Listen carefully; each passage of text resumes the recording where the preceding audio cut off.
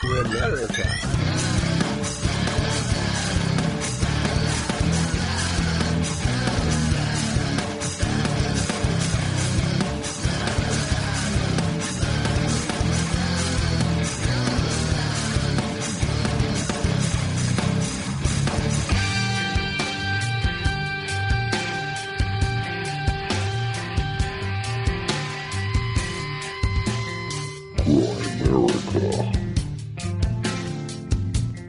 There's a lot of fighting. There's a lot of financial problems. It's just something that I wouldn't even wish on the worst troll ever.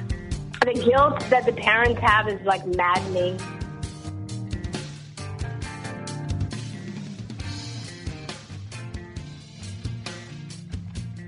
Okay, guys, welcome back to the Grimerica show. We're going to be chatting with V. Henry a little bit later, talking about some vaccines, some more vaccines. Actually, we just released an episode of Vaccines in the Black Budget feed as well. And I've been getting more further down the rabbit hole on them. And so that's a good, fun episode. We chat about that kind of stuff. V's sort of the same as me. She's more of a layman, citizen that's taken an interest. So that's fun chat. You guys should enjoy it. And it's a bonus, too. So you guys are just getting another bonus episode for free in the podcast that you already get for free.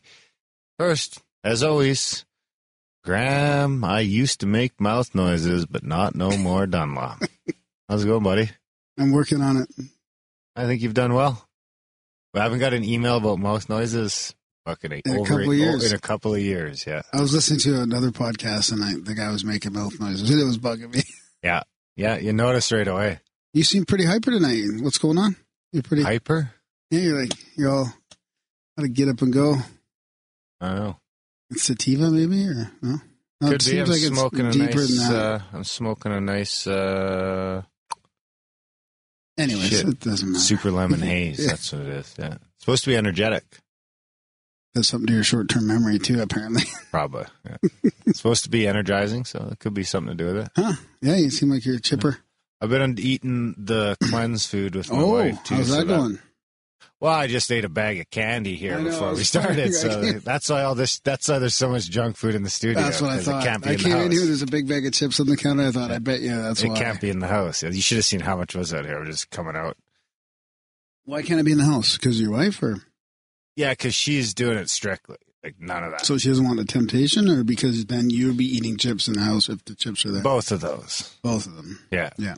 So now you just come here to eat the chips? You see that? It stopped spinning and it's turned around and started spinning the other way. Because of the earth is round? Darren's got a new electromagnetic globe hanging in the studio. It's like levitating. I don't think it's... I think it's... You know, when I was reading Ed Leedskalnin's papers on magnetism, when we first started, I think it was even before we started the podcast that I started getting real interested in Ed Leedskalnin and magnetism. But he had some simple experiments that you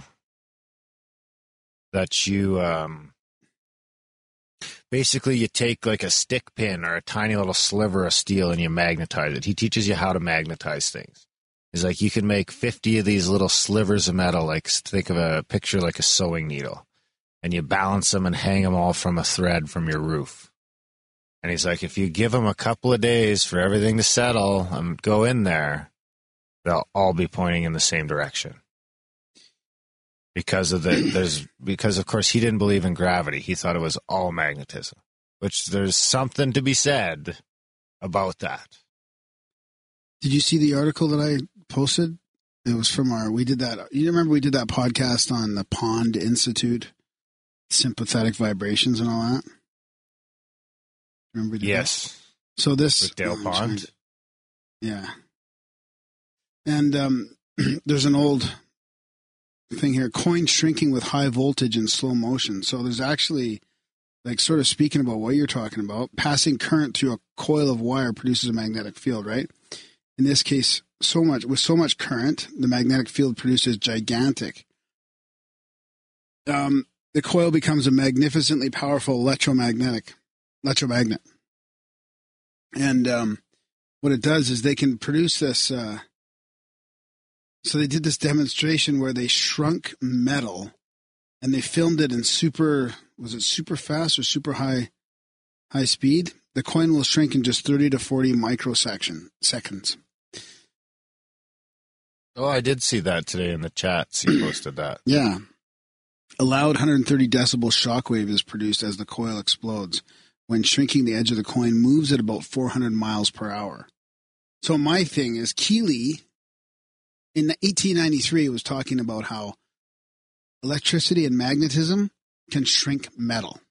This is back before the 1900s. Yeah. So, fuck, what happened to all this? You know, what if they've known this for this long? Like, you don't think other people are... Metal? Well, all I'm saying is you can follow why you can fuck around with matter, with electromagnetism. Yeah, you can fuck around with matter in a lot of different ways. With heat. I was just thinking heat and cold. I mean, yeah, but yeah. So you must be able to create something in there, an energy in there to do that or something. Well, yeah. I just wonder. Yeah. I see where you're going with that. Anyway, this works, I think, because there's like subtle magnetic fields going around the Earth at all times. So this thing will not sit still. It doesn't always spin in the same direction as the Earth. Since it's come out to the igloo, every time I stop it and start it, it spins in the same direction as the Earth. But when I had it in the house, there was a couple times it spun the other way. But in the house is a wild card because I got 2 kids running around and they're constantly unhooking it and playing with it. But look, you see, it'll just start spinning faster and faster. And it never stops. It won't sit still. So there's some sort of magnetic fucking currents, like ocean currents that are, I mean, the igloo could be its own fucking animal. So I wonder if you just with the Faraday cage and all the electrical currents, that could be fucking causing it. Yeah. But it always spins east to west. East to west? Well, if this was the sun, it would work just like fucking Earth. Anyway, that's a neat little toy. Yeah. It's weird how you can feel that little space between basically what it is 2 big standard Earth magnets and then an electromagnetic in there. So if I unplug it, it just goes chunk and sucks up to the top. So you have to find this is about a half an inch down. It's a very delicate little balance, and it just hangs there. Do you remember those little spinners from the 80s and 90s that if the sun would shine on it and spin the thing? Because it would get hot. Yeah. I remember the birds. They used to like put their head down, come back up. Oh, yeah. Their head down and come back up. I don't know what was happening there either, but... I mean, this one needs electricity, so it's different, I guess. It doesn't count for quite as much, but I get a kick out of it. It'll be in all the YouTube videos now, so check out the YouTube videos moving forward. I posted a picture of it on the Facebook as well. I immediately got called a round earth shill. Oh, yeah? So I'm a proud fucking round earth shill. I'm back in the round earth camp. I took the weekend off. You took a foot out of that camp and you... Well, really, Jerry, Cthulhu got me going. Cthulhu. Isn't it Cthulhu? I don't think so. Well, it's not his real name. No, I don't. Isn't it Cthulhu? I always thought, I was making fun of Grimsteak for saying Cthulhu. Now I'm the asshole. Now I've lost my train of thought. Anyway, he had me going with this picture of fucking Chicago from across Lake Michigan, which was blowing me away. But then once I started looking into refraction and things like that, and you can even see in the picture that they're showing that half of the buildings are cut off. So there's definitely some sort of fucking water blockage.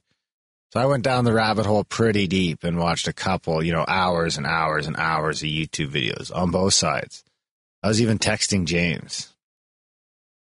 And James was not impressed. James and Bill Loeb were not impressed with fucking me going into the flat earth camp for an afternoon or two. But I came back. No, I tell you, man, if you watch a couple of those videos about under the dome and all that stuff, there's some stuff in there that makes you think. There is, it was fun. But some smart friends of mine have gone down that path. So I think we should just fucking let's do our own experiment. Are you going to spheremonger the flat earthers? Yeah. Actually, I was trying to get a guy to come on because he's a round earther. So I was going to be the flat earth show. I was going to bring on a round earther. But he won't come on. He won't even respond to me. I think it's because he's a never Trumper. Oh, boy. See, that's the problem. So just before I forget, so that article I was talking about, I'll put it in the show notes. It's from Make Zine. So it's like do you remember we were talking with that one guest about the Maker movement? Yes. So this is HackerBot Labs, and they demonstrated this Editor's Choice award-winning voltage coin shrinker in front of Vision Research.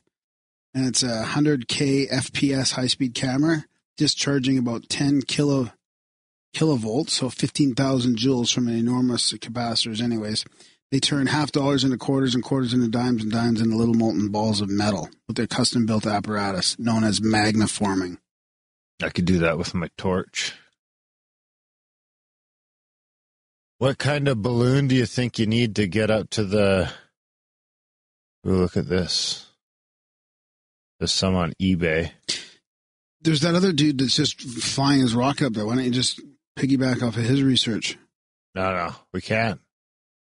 We should just do our own thing. We should figure out how much it costs and see if it's a thing we could do. We'll fucking YouTube the whole affair. Well, James can do it. He's a skydiver. Can't he just get somebody to take him up a little farther? Yeah, Michael says we should get James to fucking go on the balloon and jump off. I don't think James is going to do that, though. Why not?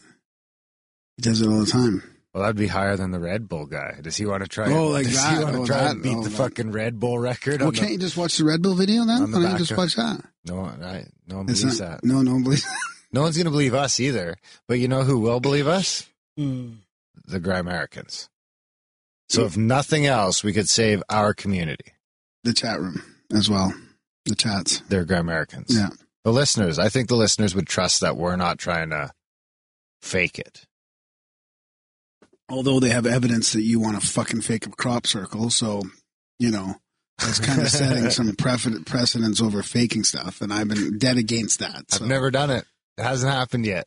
That's true. You were inviting Alex Takaris to come up and do it with you from Skeptical. I keep forgetting. I still want to do that. But that's an experiment. What would this be? This would be proven. For nothing else. So here's how I picture it. It's like a balloon. We rig up the camera apparatus. There's like a thing hanging off the balloon with like a giant Grimerica logo. There you go. Grimerica.com. Little marketing in there. Grimerica.ca. Yeah. And this thing's floating up, and people can watch the 4 or 5 hours it takes to float up to 30 miles or whatever. And it'll say Grimerica the whole time. And we'll have how cool would it be to say that we sent a camera to the edge of space? How are we going to do this? I don't know. I'm looking up weather balloons right now. Okay. We'll bring that up again. We'll figure that out. I don't know. I can't believe we're getting back into this again. We talked about this a few months ago. No, I'm 100% positive. I'm 99% sure that the Earth is round. This is more for me just for shits and giggles because it seems like fun. We get some good content out of it. People enjoy the YouTube videos. I don't think we could send James, but we could probably send something into space. How do we get the camera back? Is it like, do these things go up and come back down? I guess it depends on spin right away. It depends on. We'll have to pick it up the next day. $115. This thing will go 120,000 feet, 37 kilometers. That's not enough. 37 kilometers? I think you'll see curvature. You're right. We should get a bigger one. Oh, it just bursts. No, that's air traffic, isn't it? 30,000 miles? What's 6 miles? 6 kilometers is air 6, traffic. 37,000 feet. Yeah. Roughly 6,000 feet in a kilometer, in a mile. 6,000 feet in a mile. So like 6-7 miles flying. Hey Siri, what's 37,000 feet in miles? Hey Siri, what's 37,000? Ugh. All right, we need to get one of those little Google things for in here. You know what I mean? What happened there? I know he's not listening. So in these intros, we usually ramble on about we get involved in listener stuff, listener emails and stories. People can email me at graham@grimerica.com. Hey Siri, what's 37,000 feet in miles? 37,000 feet is 7.01 miles. So we'd be like 4 times that, 3 times that. That's the 1,200 grammer. Okay. There's a 1,500 gram one. That's the biggest one I can find. This motherfucker goes 40 kilometers, 130,000 feet. That's 28 miles for sure. It's only $150. And the camera. We've already got the camera. We're not going to destroy our camera. Well, technically it shouldn't be getting destroyed because we get the footage back somehow. That's the part I don't know how that works. Because I think this balloon goes up 130,000 feet and then it just pops. Does it come with a GPS or anything? Yeah, you must have to track your camera down when it falls. Anyways, let's move on. If you're not satisfied, they'll send you another balloon free. So I think after that, it'd just be a matter of a little GPS unit, which we could get for a couple of $100. And then you picture you're going to see the Earth round. And a camera. And a couple of cameras. Maybe $1,000 worth of cameras. I think we could, if anything, if we get serious about it, we'll do a little Kickstarter for it or something. I mean, Buddy got 150 grand. We need like 3 grand, and we could do it legit. I was looking into the rocket thing. I was actually going to get a hold of the Alberta rocket fucking people. The rockets sound expensive and like logistical. Well, maybe they donate their time and an old rocket for us. You should get a hold of them anyway. I should call them anyway. Yeah. I'll call them anyway, and I'll see what we can do there. But in the meantime, I really think we could do this fucking whole setup here for less than 2 grand, or around 2 grand. And you're hoping to send video back of a round Earth, is what you're thinking, or a flat Earth, if that's what it is. I just want to send something to the edge of space with a Grimerica logo on it. What's the logo going to be on? The balloon itself? Or? I don't know. We'll have to see how the balloon like floats, and we'll rig something up so that the camera, like it'll be a stick coming off the camera, so it's always like in the corner of the screen the whole way up. It'll be the edge of space. America goes to space. Okay. And so we could use a GoPro. Maybe you get a GoPro and you get another camera that doesn't have a fisheye lens, because they bitch about the fisheye lens. Even though if it's in the bottom half of the screen, the fisheye is actually working against you. So if you see a fisheye lens and the Earth horizon is in the bottom half of the screen, the fisheye is technically trying to curve it up. So if it still slows curvature down, I'll let you do the math. So anyway, I think we do it. Okay.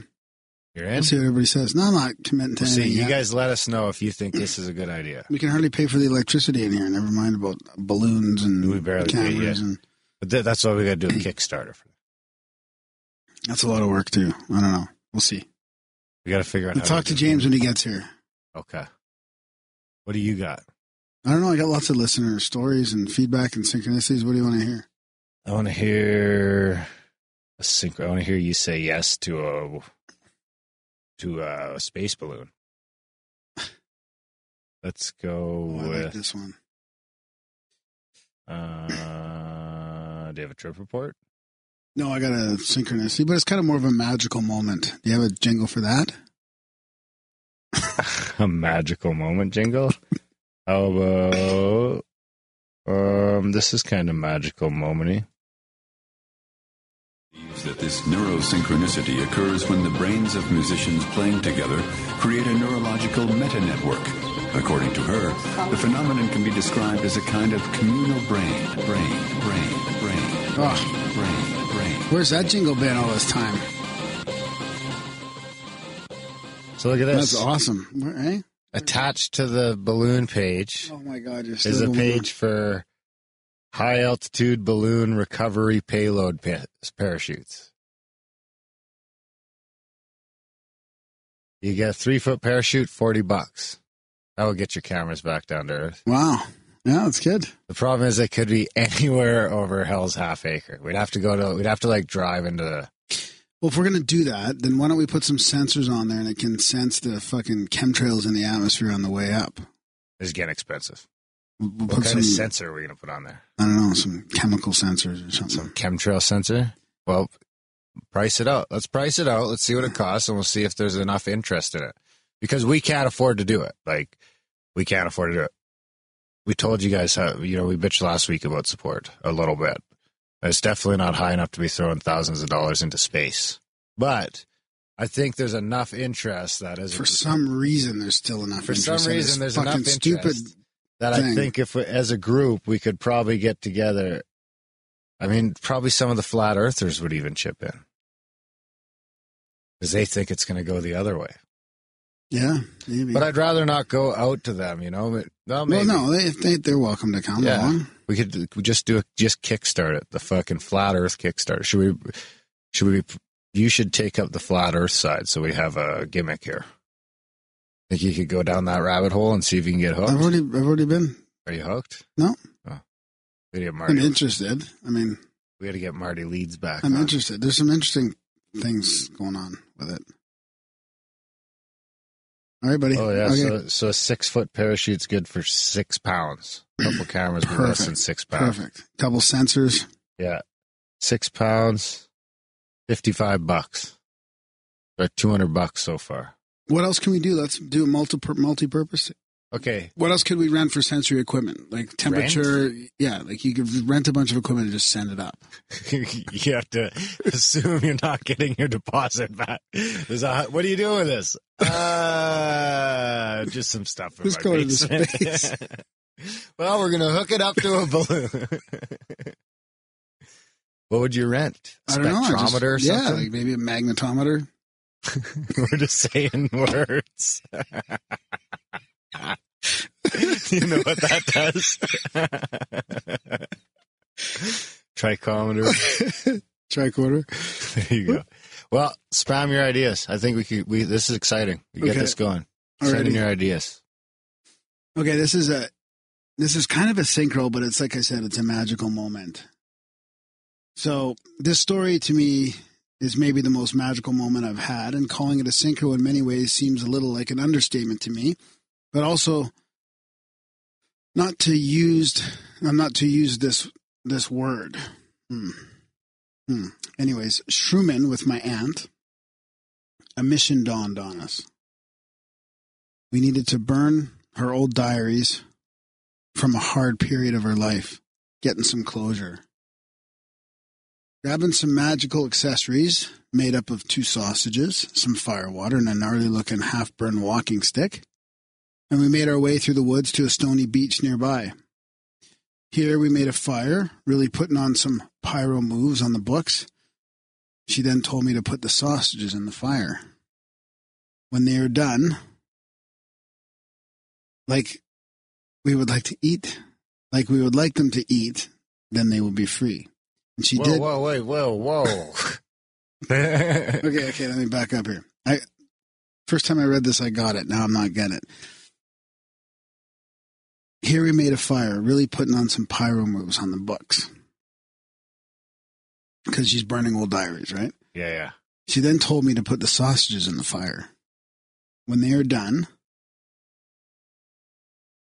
like we would like them to eat, then they will be free. She never did explain this, and I never asked. What sausages? Just random sausages? Yeah. Okay. Well, they're magical accessories. Were they magical accessories going in? Or were they regular sausages up until now? I don't know. Okay. I wish I knew the answer to that. Okay. Because I'm interested in magic.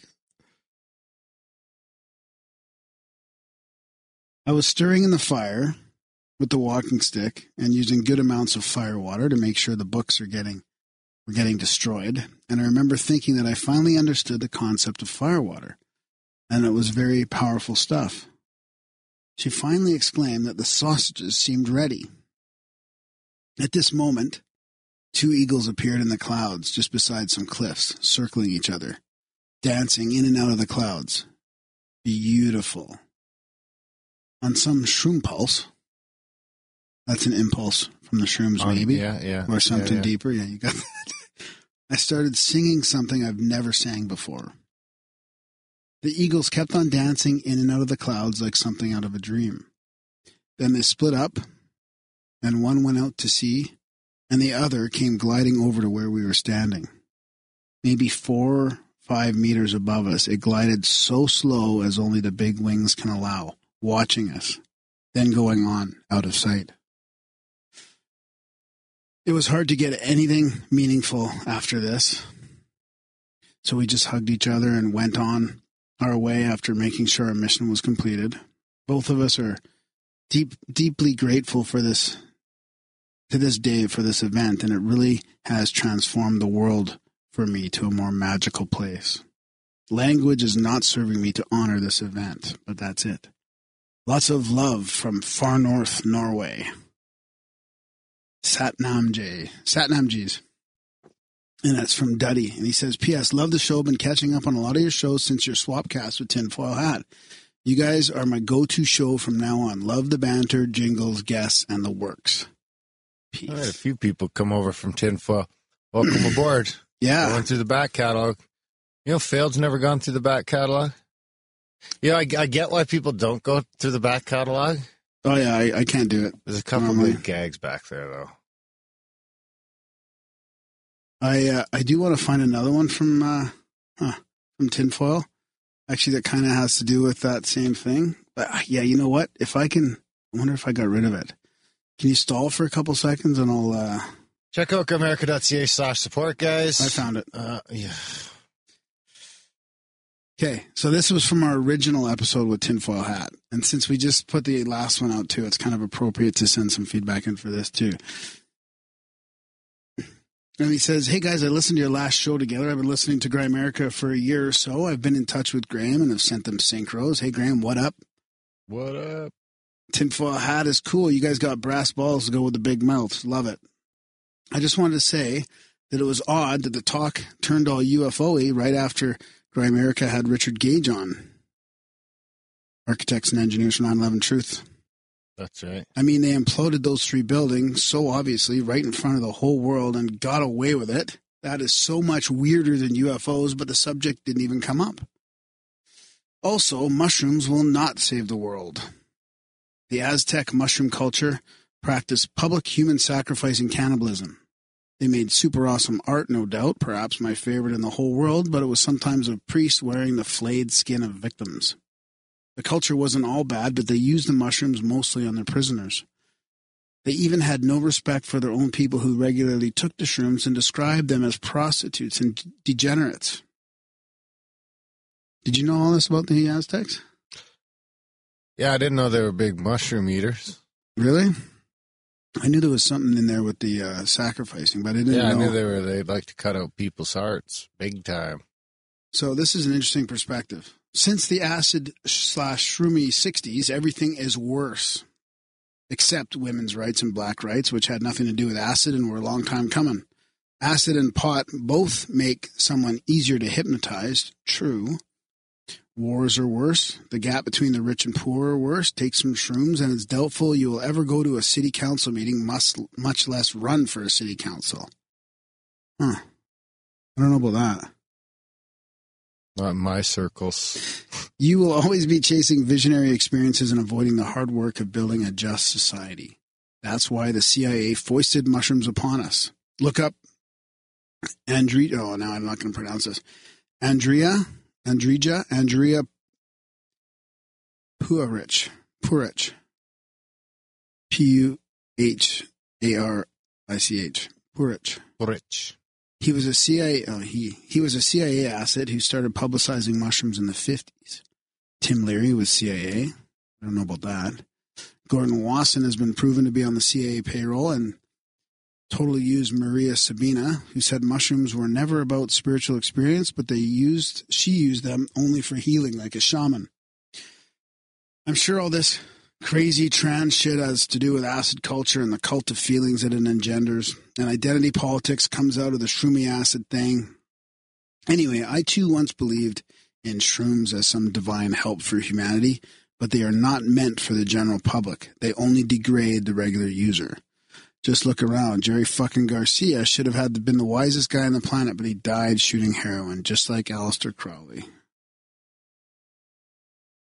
And as for the rednecks getting picked up by aliens, homeboy, that is an MK Ultra project.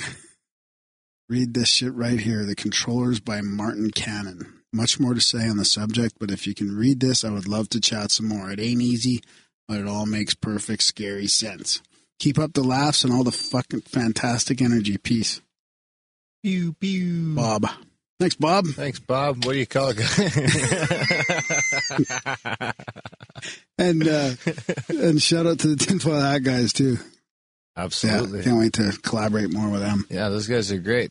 You guys are great, too, especially the people who choose to support the show. And you can be one of those people. Be a 1%er. Actually, a less than 1%er. But we're trying to make it a 1%er. So if you want to be a 1%er. We didn't even think about that meme when you ran the numbers the other day. No, I came up with it the next day. The meme? Yeah. I already sent Justin a picture. It's like a street sign with a 99%. It's all like cloudy and rainy. And then on the 1% side, it's all sunny. Oh, nice. That's how the 1%ers feel in Grimerica. You support the show, you feel good about it. How do you feel when you support the show, James? I get tingly. See? There you go. Do you want to get tingly? Check out Grimerica.ca/support, guys. Sign up for a monthly. There's everything there from $1 a month to like $30 a month. If you email me, I'll send you a custom. You can do a one-time donation. It's really like 25 cents an episode at that dollar level. The five one's about $1 a show. Did you talk about access to the black budget? Did you say that? Yeah, but you do get that. You do get that. You get a couple extra shows a month. I just pumped one in there last week. I'm putting another one in there today. We got some some neat little trivia contest game show type things we're going to try out with a couple other shows coming up. That could be fun. We got some neat ideas for that. And we want to do things like fucking send balloons into space. So we need a budget for that. And like we said last show, we're still not even at 1%. I mean, other shows that I know of are doing 3, 4, 5%, as high as 10%. I know people that are doing 10% of their listeners to now, what you're talking about is people actually. These are all people with paywalls. Yeah, that have like percentage of people supporting the show. Yeah. And we're at like 0.6. That's okay. We can do better. And there's lots of other ways to support the show too. Yeah, there's a bunch of ways that are free. And those are like the best way to support the show if you can't afford to sign up for a monthly or make a financial contribution, is to share the show, because we have zero marketing and no money for marketing, and we wouldn't even know how to market if we did have money. We might Facebook ads, maybe. Yeah, no, we don't want to. I don't even fuck Facebook. How can we advertise if we don't advertise for other people? Send balloons into space with a fucking sign on it. That's right. Send a Moai in space. It's getting heavy. I didn't check how much the balloon would weigh, but we got parachutes that'll take up to like 15 pounds. Maybe we just. Can you speak in on the microphone? James just showed up here at the end of this intro. So far we found the parachute and all that, but we'll talk about that next time. My fucking bong. Anyway, support the show, guys. It really does help. Check out Grimerica.ca/support. Actually, you can probably just swipe right or left or whatever in your fucking podcast player. And Graham's got the show notes there. He's got his honey-do list. It's got there's a link right there for everything. There's a support link, an email link, address for P.O. Box. All that shit. Yeah. So, review the show. Share the show. Buy some swag. Swag. Grimerica.ca/swag. Takes you to the Redbubble store and you can just order direct. Right. Actually, we sold a few things lately. Nice. Yeah, a couple shirts. There's some good artwork in there, too. That's right. There's a sticker there. Then check out Instagram and Twitter and all that, too. We're on the social medias. Yeah. Send us a picture of you in your gear if you order some. Absolutely. Yeah, check that out. Support the show if you can. I think that's about it. You got the UFO quote, dude. See, that's like 3-4 shows in a row I tried to fucking sneak past that. Best part. He's not having it. No. Profound UFO quote of the week.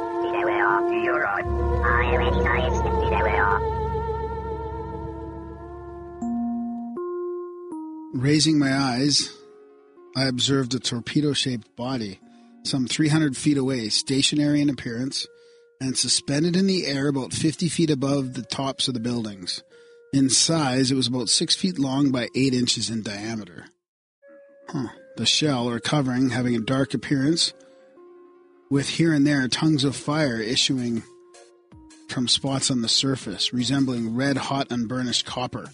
This object began to move rather slowly and disappeared over Dolan Brothers' store southward. As it moved, the covering seemed rupturing in places. And through these intense red flames issued. And that's Bishop Michaud of Burlington, Vermont. Bishop Michaud. Yeah. Letter to the Monthly Weather Review, July 2nd. Ooh, 1907. Good one. Yeah, 1907. How old were you in 1907? 7. No comment? Anything else? Well, that's it, buddy. Got anything else you need to get out there? Well, I mean, I don't know. I got lots of. I can save some stuff. We got lots of shows coming up. Yeah, so. we'll dump. This is good. We're at over a half hour, I think. Yeah. So. All right. Yeah. Thanks for putting up with our lazy ramblings, and enjoy the chat with Mrs. V. Henry.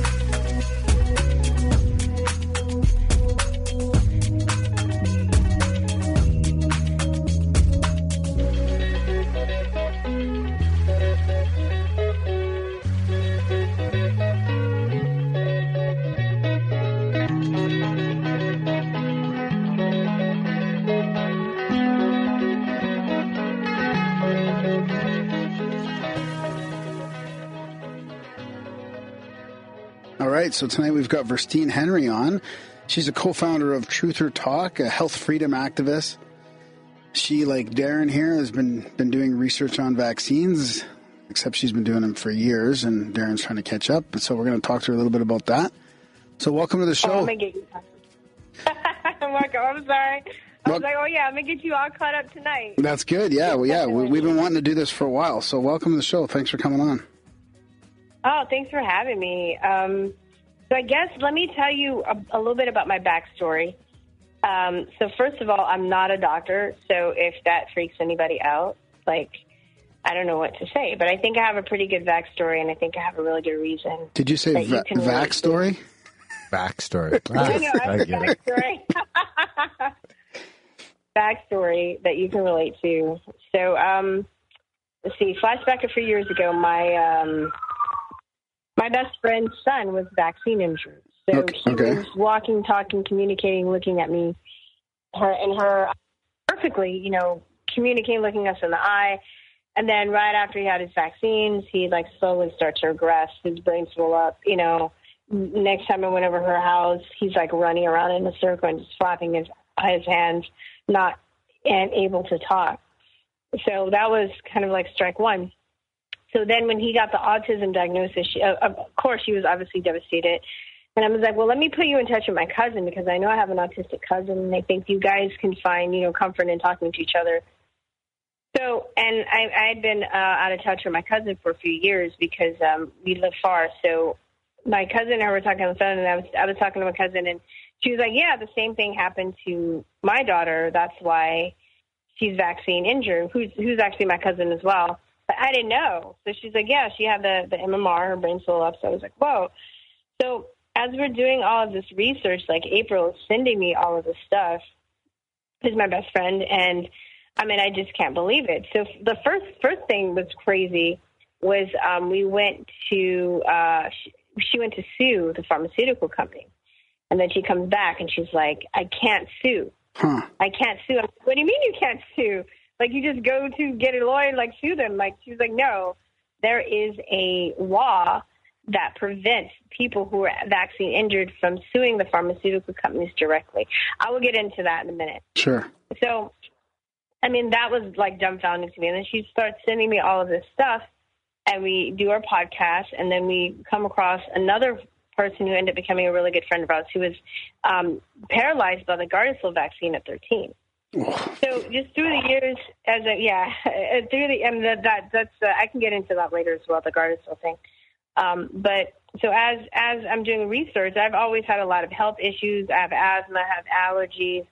So the thing is, too, once you kind of go down these rabbit holes, you run into other people because you realize it's not just autism. Autism is at the tip of the iceberg. So there's not just autism, but there are people in the military that have been damaged from vaccines. You know, most of the people that got, quote-unquote, Gulf War syndrome were not deployed. They got the anthrax vaccine. And the thing about the military being outspoken is really, really messed up because usually they're so sick that they have to get their benefits in order to survive. So if they talk out, they can't get their benefits. They can't work because they're sick, and then they can't, like, support their family. So there have been some military people that have came out and spoken on the vaccine issue, but it's very rare. I know people that want to. We've even had somebody approach us and tell us off the record about her experience with vaccines. And as a Lyft driver, I had on 2 different occasions 2 guys tell me that were in the military that they know that vaccines messed with their whole platoon. Wow. So it's not just that, it's SIDS, it's all these autoimmune, it's cancer. Now, I just want to clarify one thing. I don't think it's just the vaccines. I think that there are a lot of other chemicals in our environment that can trigger or add to these issues. You know, you have GMO food, you have a lot of the toxins we have in the air, you have EMFs, all of these things in our body isn't really meant to process will give us all kinds of problems. Right? Well, and that other one that's been coming out lately is that glyphosate, which is, you know, the studies coming out on that, and that's in everything. So that's in vaccines.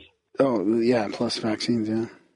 In vaccines, yeah. So, yeah, exactly. So, I mean, it's chemicals. You know, we're biological creatures, and to have chemicals and foreign DNA injected into us is not healthy. It's not how we're made to process things. So let me back up a little bit. So one thing I realized too was I would try and relay this information to my family and friends, and it became really disheartening because I thought that they would give me the benefit of the doubt before, you know, they gave the sound bites that they'd heard all through the years, you know? Yeah. So it's very, I don't know, I can't think of the word right now, but it's very, scary is like an understatement, but it's very kind of devastating when you bring this up and you're like, I'm trying to help people. I'm trying to give people, you know, information. And as you guys are, you know, you truthers, you know this about other subjects, but I feel like vaccines, when we had our podcast, that people would lose their mind. We'd have to close the comment section. That was like the most, even in the truther community, it was like the most taboo subject to tackle.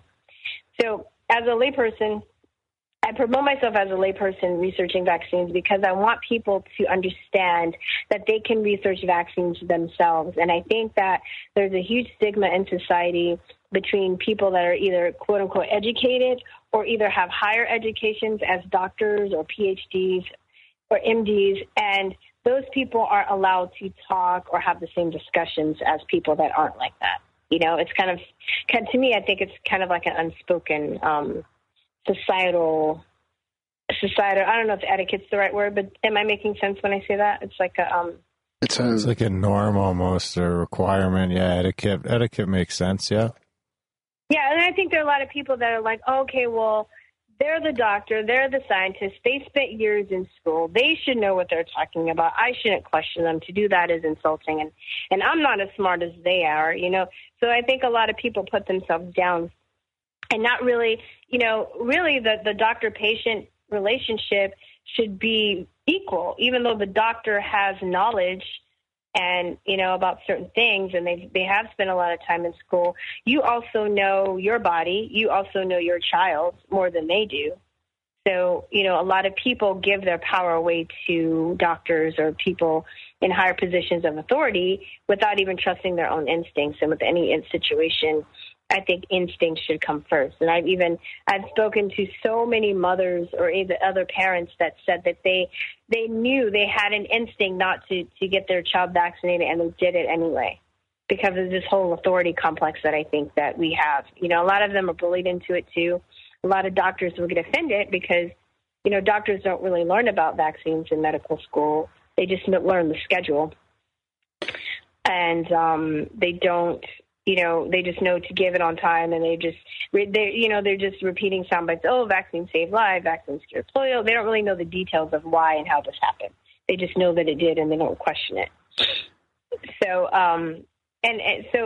so as a person, a layperson, quote unquote, researching vaccines, I think another barrier that I've discovered is jargon, like medical jargon. And for somebody who's not used to reading that, it's almost like it's another language. It's another way of hiding information. So, for instance, if you're reading a vaccine insert and you see MCR5, MRC5 cells, you wouldn't know unless you did some digger deeping that, MRC5 cells, you wouldn't know unless you did some digger deeping that those cells are aborted fetal tissue cells, male aborted fetal tissue cells, right? Because if you read an insert, it doesn't say male aborted fetal tissue cells. Exactly. You'd have to know the codes for the words that you're reading.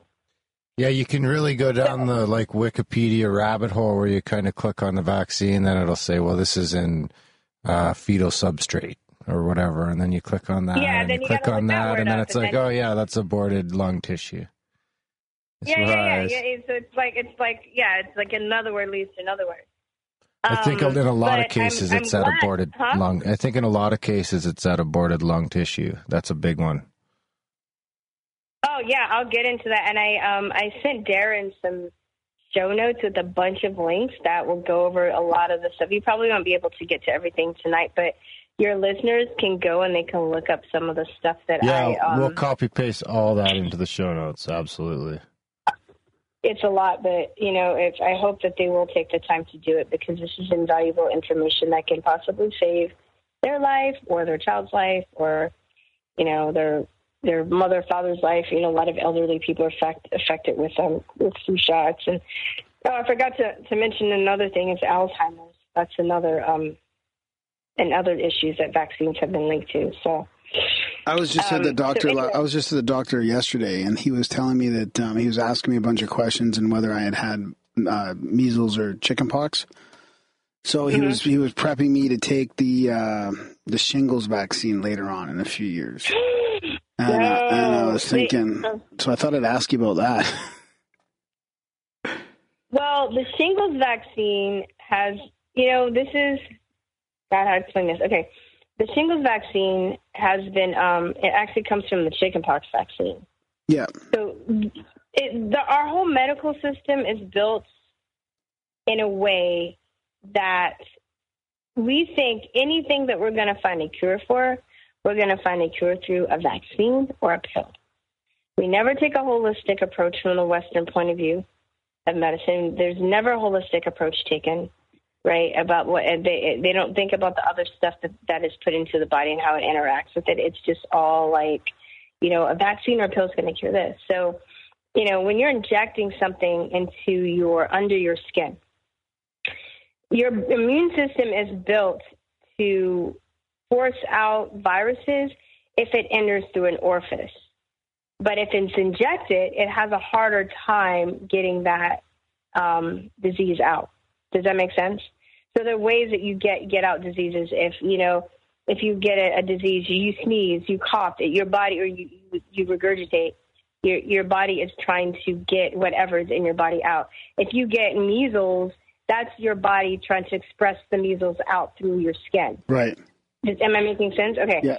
So when you inject something into something, sometimes it goes the other way. It causes complications and actually pushes the disease down into your skin because it's being injected. Like, so for instance, you can drink snake poison. I wouldn't try it, but you can drink like snake poison, snake venom, right?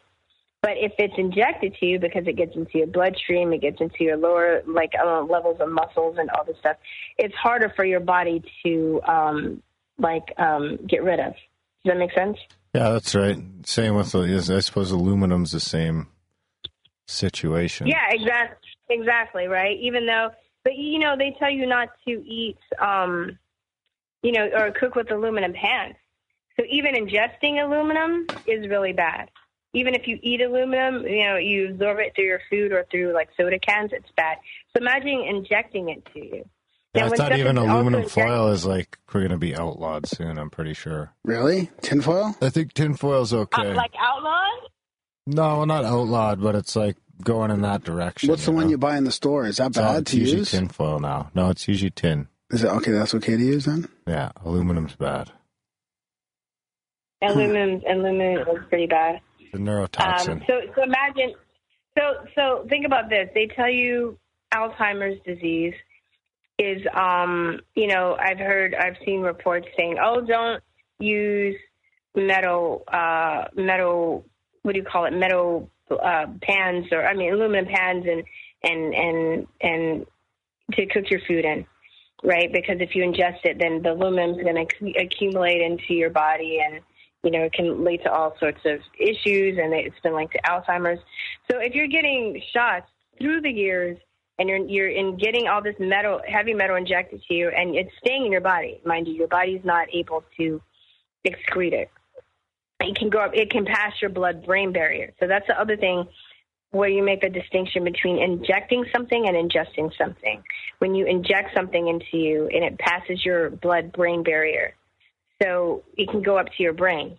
Whereas if you inhale or not inhale, but if you get a virus or disease through your orifice, then it's easier for you to get rid of. Okay.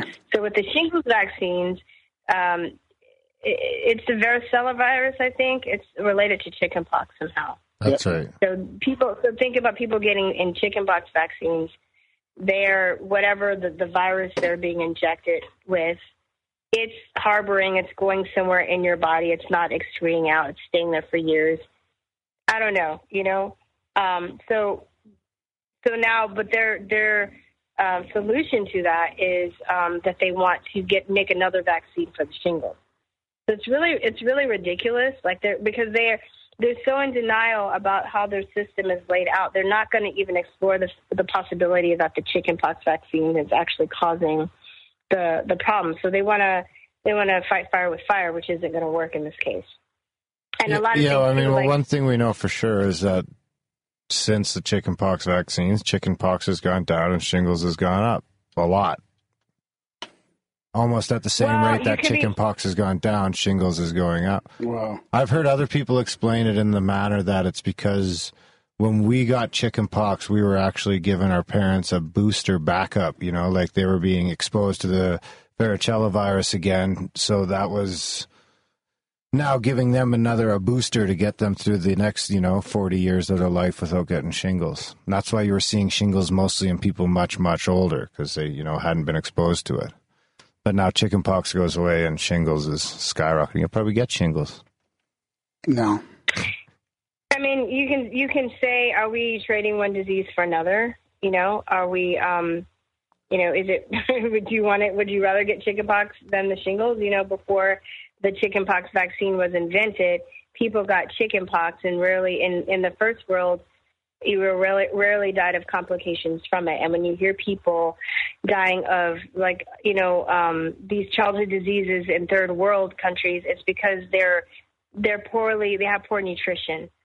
And it was like 104 million people would die. What? Well, I think it was about 100 per year. Where out of 4 million infected would die from the chickenpox. Oh, I thought you said 104 million. You're saying 100. Yeah, I was like, dang, wow, yeah. So 100 in 4 million. Vaccine, so there's a guy, I don't know if it's on the list, but if you can probably look up his lectures on YouTube. His name is Arthur Krigsman, and he was he did some researching. He's, I think, a gastrointestinologist, and he actually found measles in the intestinal linings of people's stomach. And this is why they're having things like Crohn's disease and other kinds of complications in their intestinal tract, because he found sometimes when you're injecting, how do I put this? Okay, let me back up a minute. A lot of these viruses are what they use, it's called attenuated viruses. Okay. So the viruses are weakened, attenuated. So So they're like weakened. They're not dead, but they're weakened. So supposedly they can't cause you that much harm when they're injected into you. So a lot of times what happens is when they are injected into you, they are injected into you. They actually can regain strength and cause havoc in your body. And if you're injecting it under your muscles, under your skin, then it can wreak havoc. It can be found in your organs. It can be found in any other parts of the body. So I haven't done a lot of research, particularly on the chickenpox vaccine, but just given the nature of vaccines and the stuff that I've studied, it seems like with the shingles, people are getting the vaccines and they're not expressing it outward. It's not coming out in the forms of pox, but it's actually going inward because it's being injected into you. Does that make sense? Yeah, that's why they have to add that aluminum. And I mean, they don't do as much mercury as they used to, but it's still in the flu shots. But they add the aluminum because the virus is weakened so much that they need to add something to stimulate rev it up, right? an antibody response. Yeah, the adjuvant, yeah. But a lot of times it doesn't work. And even in the inserts, if you read the inserts, they'll say that you can shed whatever live virus vaccine that you're injected for or injected with. And even in AIDS patients, HIV patients, cancer patients, and people that are immunocompromised, they warn in the outpatient papers not to be around people that have been vaccinated recently with a live vaccine because of shedding. So they know even if you are injected with the vaccine that you're injected with, it can still shed and you can give it to other people. So just because you get the vaccine doesn't make you, it still makes you a carrier, and it doesn't make you, and you can still even get it. You still even get the very disease that you were injected or that you were supposedly, protected against. Huh. There's a ton of studies of outbreaks on U.S. college campuses and university campuses and 100% vaccinated populations. Yeah, well, let me tell you, there's another story. I don't know. You can probably look this up. There were two, your listeners, I don't know if I have this one in the notes that I'm going to give you, but there are two virologists. So maybe you can Google like Merck virologist sue Merck over mumps vaccine. So Merck is a pharmaceutical company. They own the patents for, I think they're the only pharmaceutical company that owns a patent for the MMR, which is the measles, mumps, and rubella vaccine. It's the German measles, the regular measles, and then mumps in the one vaccine. And then I think there are other pharmaceutical companies that might give those vaccines separately, but I know Merck has the only patents on the MMR. So with the Merck, I'm sorry, I didn't mean to curse. Is this the former? Okay. No, you can do that. Is this the former Merck scientist sue Merck alleging MMR vaccine? William Thompson? Yeah, no. This isn't William Thompson. These are two other virologists who basically. So for the mumps component of the vaccine, okay, wait, let me back up a little bit. When they test to see if you're immune to a vaccine, their testing system works like this. They test your blood for a certain amount of titers. However amount, whatever vaccine is being manufactured, they're like, oh, you have to have X amount of titers to be considered immune or protected. So they kept doing the test for the mumps component, and it wasn't coming up in human blood. In the human blood, it was coming up negative. It kept coming up negative, and they didn't know what to do. So their bosses told them to basically spike the blood with rabbit antibodies to make sure that they passed the test. So they knew for a fact that the mumps component of the vaccine has not been working. Has not been working at all. So this is why I brought this up, because you brought up the college cases of people getting mumps, right? I think it was measles on the college. I think it was it might have been mumps. It might have been mumps. It was mumps. Yeah, it was mumps. It was mumps. So you have that component. And the thing about that, mumps is a really good, it's a childhood disease to get better when you are younger, because when you start to develop, you're a developing man and you get the mumps vaccine, you can become sterile. So if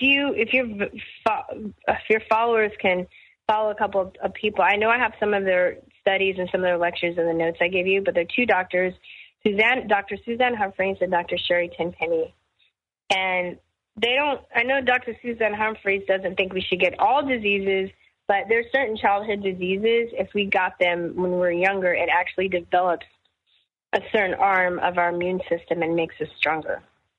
Well, I think there was even like a connection between people who got measles and the spike in cancer or something like that. Wait, people got measles and the what? Measles vaccine, as people started and stopped getting measles naturally. Oh, well, okay, so you want to know about measles. So there's a... I found those scientists. It was Stephen Crowling and Joan Wachowski. Oh, yes, those are the Merck scientists. That's right, yeah. For the mumps. Those are the two people that are suing. I don't know if they've sued them. This was going on a while ago. But those are the two people that did the mumps vaccine. So that was told to spike their mumps vaccines with antibodies. So the measles, actually, all of these childhood diseases, polio, measles, and I can't go into that in an hour because it's long, really long. But there's they all basically went down because of sanitation and nutrition. So, for instance, I'll give measles as an example. Measles depletes your body of vitamin A. When you hear people dying or going blind of the measles, it's because their body doesn't have enough vitamin A to fight it off. So depending on what disease you get, your body would need a certain vitamin or mineral or they have a certain stability to be able to fight it off. For instance, also scurvy is a good example where people got scurvy if they didn't have vitamin C. Does that make sense? Yep. Okay. So modern society, back in the day, I'm not really good with timelines and stuff, but I would say, before we had proper sanitation and before we had people that would do stuff like take the trash away, we live in times where you had to be responsible for burning or disposing of your own trash, and a lot of people just kind of left it out and let it rot. People did things like, they had horses and the horses would poop in the street.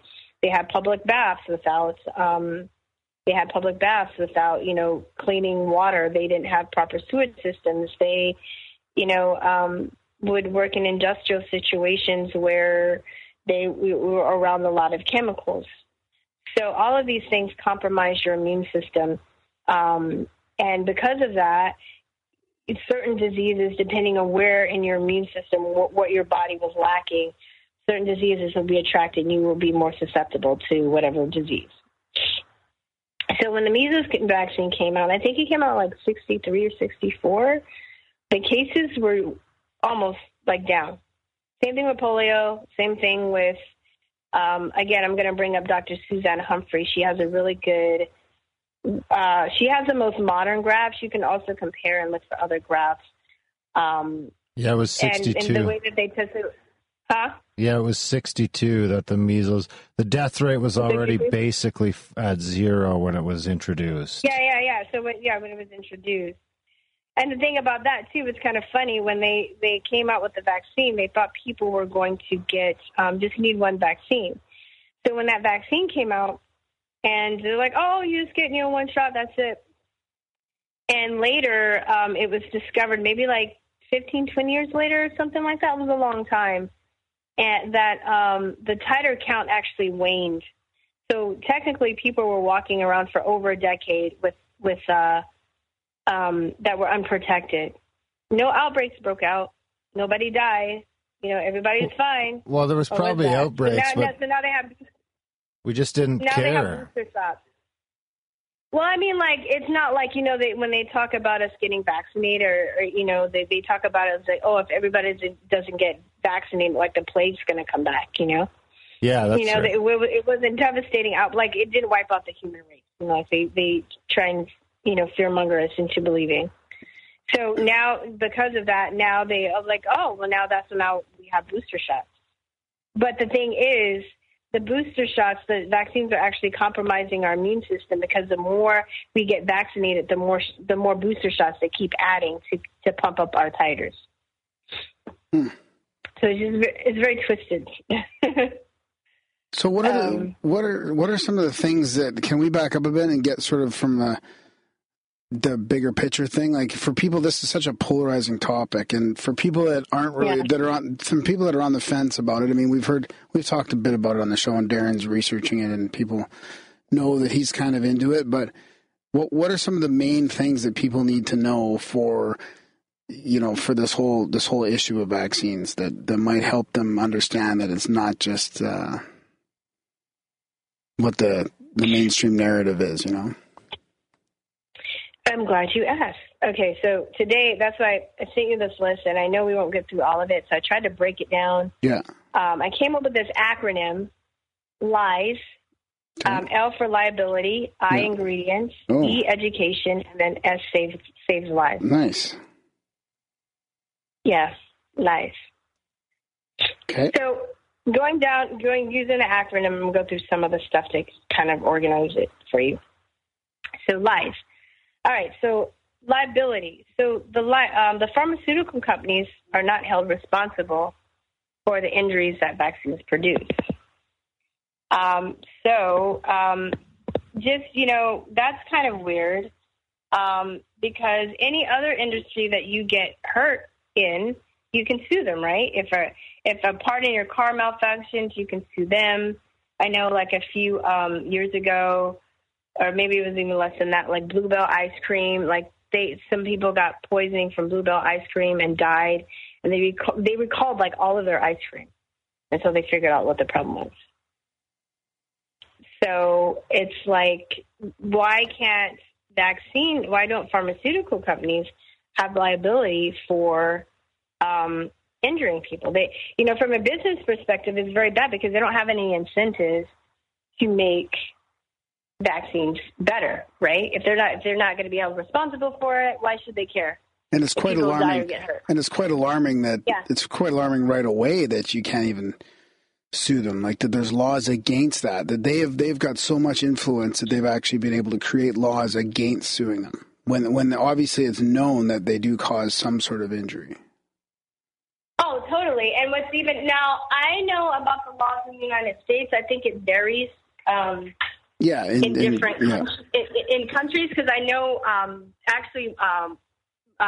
Japan has withdrawn the Gardasil vaccine, citing adverse effects, meaning so many girls have been maimed or injured because of them. Wow. And the Gardasil is the HPV vaccine, right?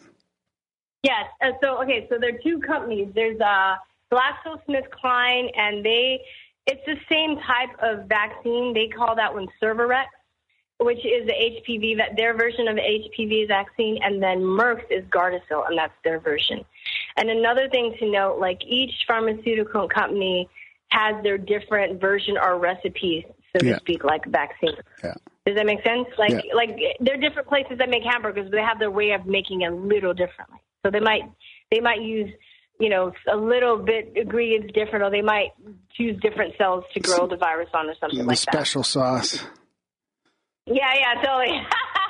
It's like that. So in Japan, I know there's supposed to be a class action lawsuit against Merck for the Gardasil vaccine. Wow. The reason why we have it's been hush hush. You can look up, you can go online. They actually have a press conference on YouTube talking about people in Japan and why they're citing side effects. But it's interesting. If you understand semantics and how people spin things, they're basically just trying to make them look foolish and dumb for making a decision. But you have to wonder, why did they recall it due to side effects, right? I've actually got a chart, a copy of a chart in front of me here. It's from an original BLA study, 013 CSR Table 11-88, page 636. That gives the Gardasil vaccine an efficacy rating of negative 44%, meaning it causes half as much cancer as it's supposed to prevent. Oh, I lifted a girl a couple years ago who had got 3 doses of the Gardasil vaccine. I was taking her to the doctor. She was like in her early 20s because she had cervical cancer.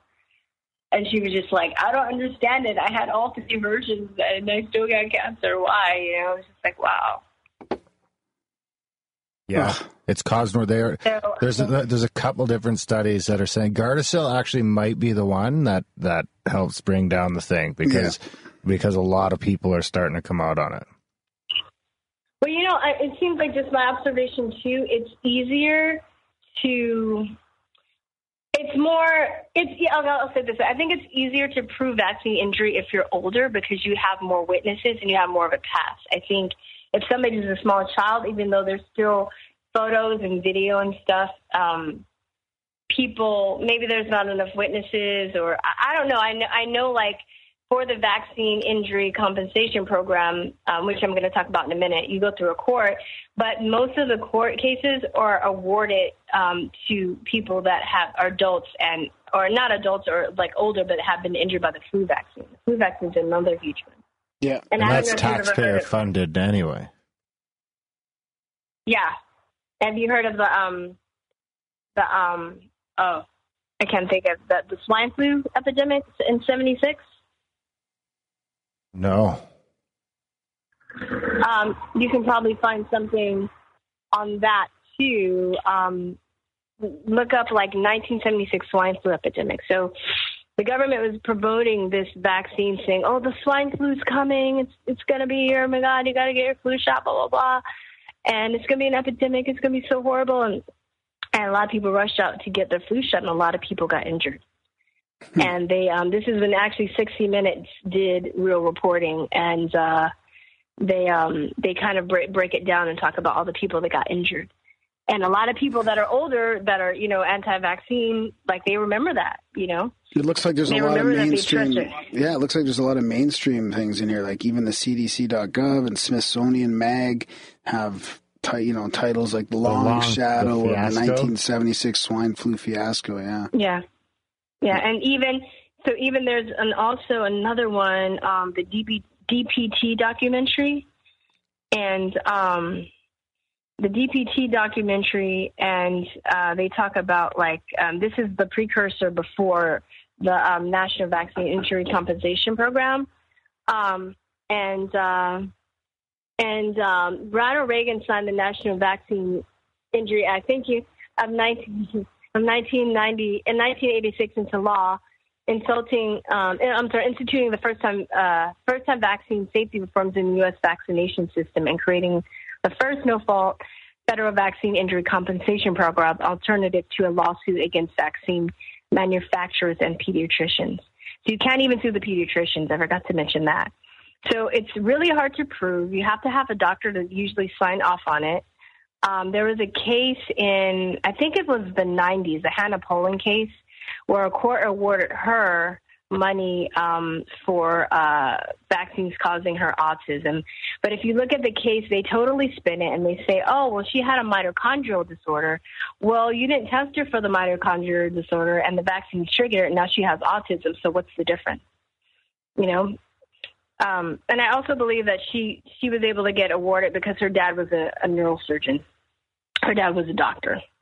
But a lot of pediatricians, either they don't want to admit it, they're in denial of it. They won't vouch for the parents. You have to do it within a certain amount of time. It's really hard to prove. So I think the largest cases are that are awarded that I've seen. I have a link in the notes where it says vaccine lawyer and adjudicated cases, where you can look at the law firm and they list the cases. Let me see if I can go to that real fast. Yeah, it's paid out like $4 billion since almost $4 billion since '86. Really? Yeah, this year it's at like $400 million for the year, for the fiscal year. So this particular law firm that I have the link to, it says our attorneys have recovered more than $200 million for vaccine injury clients over the past 3 years. In fact, we obtained the highest single compensation award in the Vaccine Act history from one of our clients. So like if you go to that link, on one side it has the HPV vaccine, and then it would have the illness or symptoms, and then it would have the case number, and then it would have, I guess you can look deeper into the case, and then it has the amount compensated. So this one, I think this is probably the highest one that they were talking about. Just for the HPV vaccine, they were awarded $11.5 million over a lifetime. Wow. But then you look a lot of, I just said, wow. Yeah, so then you go down, like, there's influenza. A lot of them, I see influenza flu vaccine, same thing. One for the tetanus vaccine, MMR. I mean, they're all the vaccines are sprinkled in here. But when I was looking through this, I noticed that the most cases are ordered for people that usually got the flu vaccine. And this is just one particular law firm. I'm sure there are other ones that have, I haven't come across, but I like this one because they list their cases and their wordings, and you can kind of see. But, there's Guillain-Barré, which basically wears down your muscles. You can become paralyzed. You can basically, it starts from your feet and works its way up, weakening the muscles to the point where you can't even breathe on your own. I mean, it's awful. Paralysis, like neurological injuries, death. Would you rather have measles, or would you rather have any of those things that I mentioned? Living in a first world country with proper nutrition and sanitation. Yeah, and all those fucking payouts come from out of your own pocket. 75 cents. That's in Canada too, across the board. 75 cents. Oh, really? 75 cents tax. Yep, on each vaccine. Goes into so the they pot. don't even see that.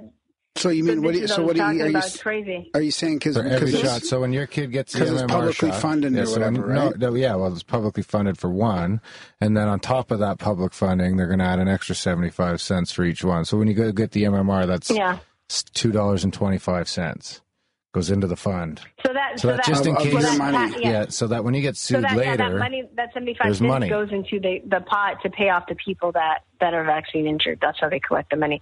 So the pharmaceutical companies do not have one shred of liability whatsoever. So it's like, vaccines might be working, and I would argue that they're not. But anyway, for people that think they are, it's you can't argue against the fact that they're basically writing off a percentage of the population. They're saying that it's 1 in a million or whatever, and I'm saying it's 1 in like 100 or whatever, maybe more than that if you take on later life things, and we don't know, but it's fucked. Well, the thing is, it'd be different if you had an infant mortality rate that was good, but when it'd be different if you had like the best infant mortality rate in the world. But when you're sitting at like 30 something, you got to take a look at it. Well, that's getting into like how many vaccines kids get or babies get right when they're born, right? When you told me that stuff, that really blows me away. That after hours just hours after birth, they're getting injected already, right, Karen? Yeah. First 12 hours of life, which is like. Unless they're a prostitute or a drug, addict, they don't need that. Same thing. They don't need vitamin K either. Those are the two, I think, the first ones they get when they're babies. Which means so you were talking about, it's 1 in a million, blah, blah, blah. It's not that. Well, first of all, if it happens to you or it happens to your child and somebody that you love, it doesn't matter. Right? Like, it doesn't matter if it's 1 in a million. You can be happy maybe thinking about those odds, but if those odds fall on you, then, that means nothing. But there's also a place called the VAERS, the Vaccine Adverse Event Reporting System, and you can call and report your reactions if you have reactions. But the problem is nobody knows about VAERS, really. It's not broadcast. A lot of doctors don't even know about VAERS. You can read about it. I think I saw it maybe after people were questioning, they put it on the CDC website somewhere, and somewhere, and then VAERS was I've seen it in like the vaccine inserts in very small print.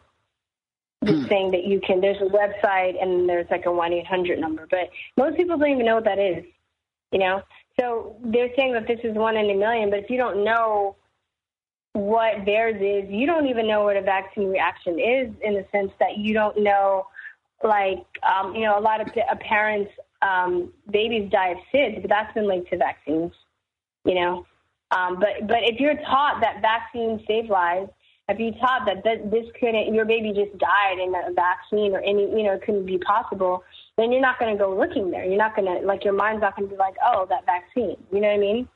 Yeah. Yeah. So let's move on to if we're done on the first part of the acronym, the liability. Yeah, it's the liability. Which there's none. So second one, there's no liability. Ingredients. So check a list of vaccine ingredients, right? This is the second thing I think after I found out. What do you think is in a vaccine? I'm just curious to know what you think. I figure it's like a almost the same as the way homeopathy is supposed to work. Like you're supposed to put a little bit of the disease or the virus into you so that you build up your immune system. That's what's in a vaccine, right? Darren? A virus and what else? Any you want to add to that? And a carrier, like water, aborted baby's lung tissue. Or maybe they should have it ready so they could take your own blood, add the stuff to it, pump it back in. Okay. That would be like the natural way to do it? It's funny because I think I thought that, and I think most people think that. I thought it was just like a virus and saline solution. Yeah.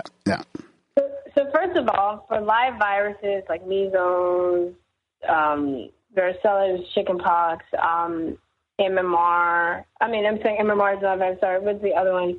I'll just say those two right now, measles, whatever. So if they're live viral vaccines, there are other ones I just can't think of their names right now, but they have to be grown on a live cell host. So they need live tissue to grow and cultivate these cells. So they basically grow them on things like chicken embryos, aborted fetal tissue, baby foreskin, caterpillar eggs, monkey kidneys. And when the virus is ready to be harvested, they can't separate the viruses from they can't separate the platform DNA, the platform DNA to the so if you're growing if you're growing the virus on monkey kidneys, then you're going to be injecting monkey kidney fragments or into your body, monkey kidney DNA, whatever DNA that is, egg DNA. That's why they ask you, if you get a flu shot. I think they grow their viruses on egg embryos. If you're allergic to eggs, you can't get a flu shot, right? They always ask you. So, caterpillar eggs, all these. So with that said, there's a famous cellular molecular biologist who actually, she worked in stem cells research, and I want to say she was famous for discovering heart stem cells. Anyway, she did some investigating, and she found out that these cells or fragments of DNA can actually are integrating into our own DNA with dire results. So it's not like we're turning into like Wolverine or like, the X-Men, which, if we were, then I wouldn't be giving this interview, So it's not like, it's to our own detriment. It's causing, so it's been linked to, not only autism, but autoimmune diseases, which is, cancers, fibromyalgia. I have a really good video. I think I posted a couple of weeks ago. If you want to go to my Truth or Talk page with the lady in a purple top. Her name is Janie Roberts, and she was the same reporter that broke the blood diamond story. So she did an investigation into laboratories, and she was saying basically when they harvest the virus and make this batch of the vaccine, bacteria are bigger than viruses, so they can pretty much like strain the bacteria out. But if they're trying to catch a virus, they can't strain the virus. They can't strain other viruses out of the viruses as well.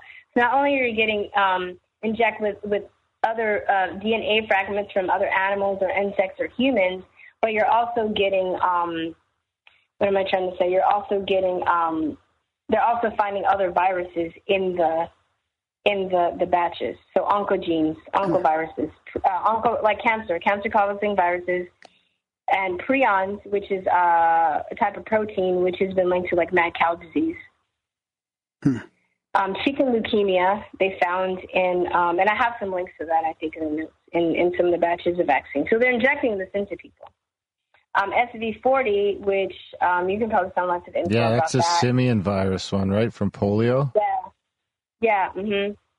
So they basically found out, years later that there was a guy who's a scientist, Michel Carbon, who was studying lung cancer, lung tumors or something.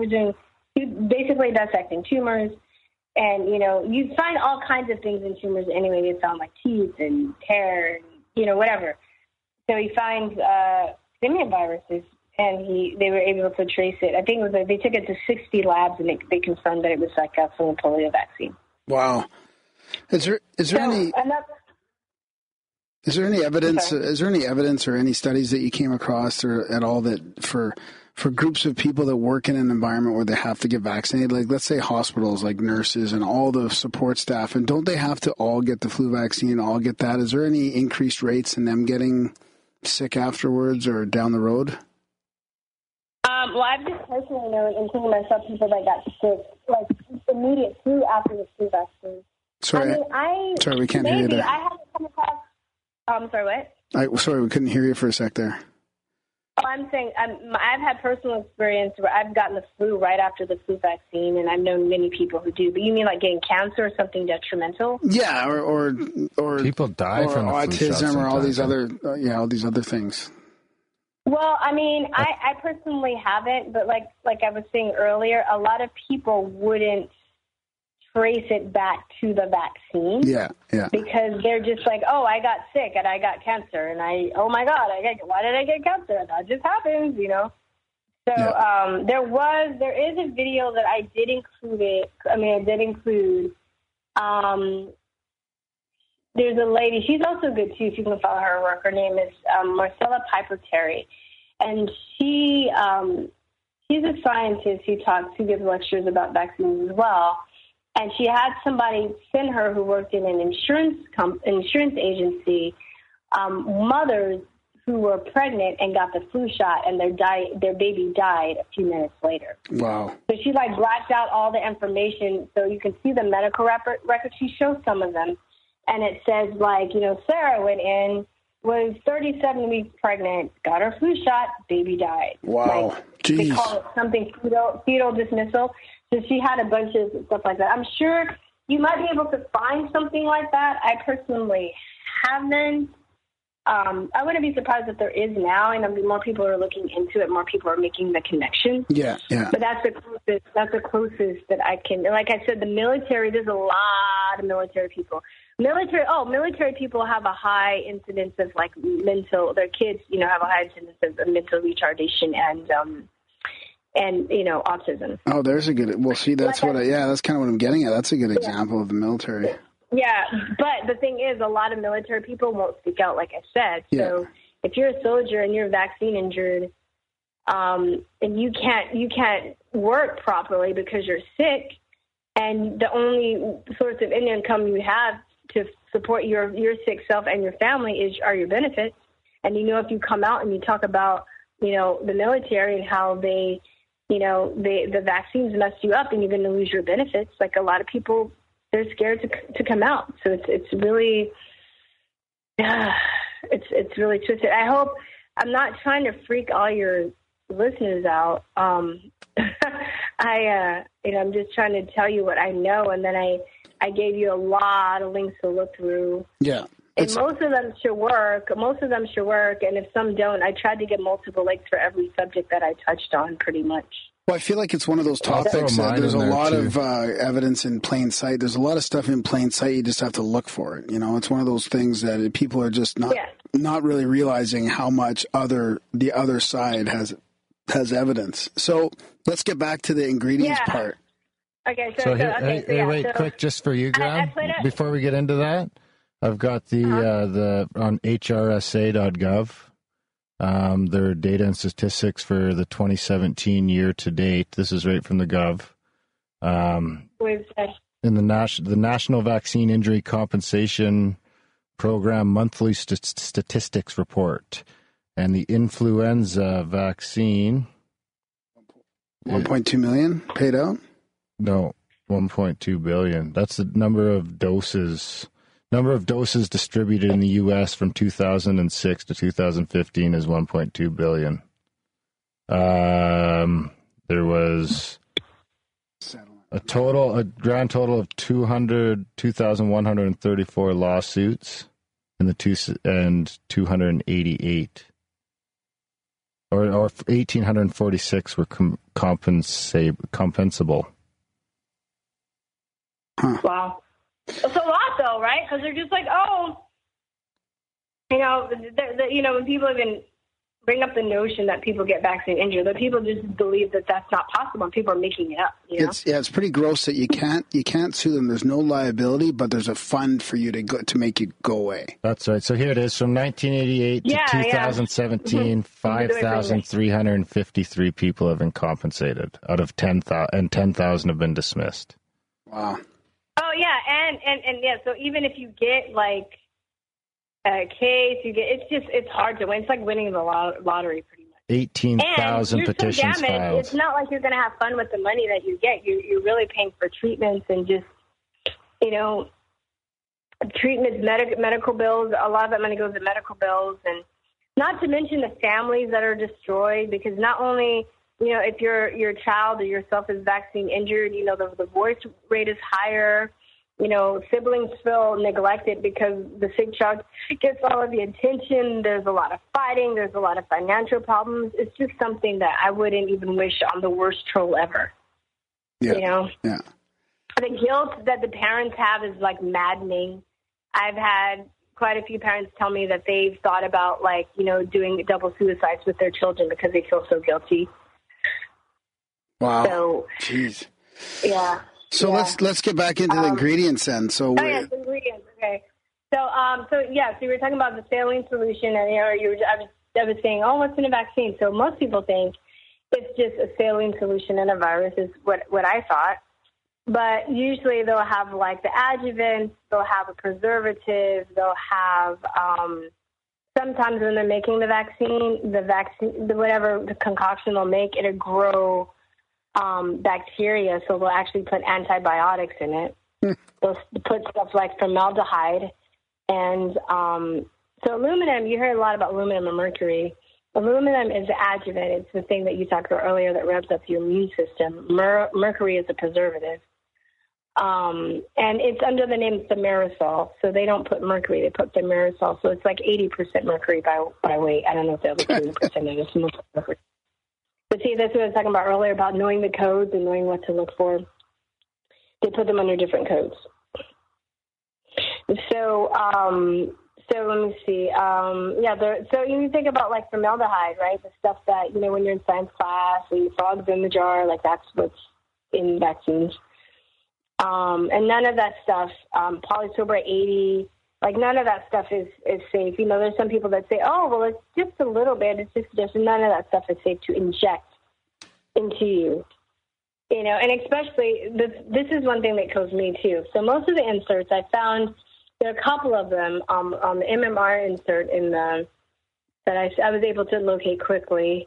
If your readers have the show notes and they look at I put scrolling down from the ingredients, it says MMR vaccine, Merck.com. It's kind of like a long URL. If you can click on that and go to the top of page 6, and there's something that says carcinogenesis, mutagenesis, impairment of fertility. MMR2 has not been evaluated for carcinogenic or mutagenic potential or potential to impair fertility. Wow. So they're saying, oh, vaccines are safe. Vaccines don't cause this. Oh, don't worry, just trust us. Yet their own research shows, their own records show that they don't test for these things. Yeah, that's disgusting. So how can you assure me? So it's interesting too, just the semantics that they use. Like I think I put this article in the list too. Like they're saying, oh, strange protein found in this vaccine, but it doesn't cause harm to people. Well, how do you know? Because you don't test it. Yeah, so somebody would read that article and they would say, oh, well, they found this strange protein in the measles vaccine, but, oh, it's okay because it says that it doesn't cause harm to people. You don't know that they don't test it. And I think the biggest mistake is that people assume that there are adequate safety tests being done. Yeah.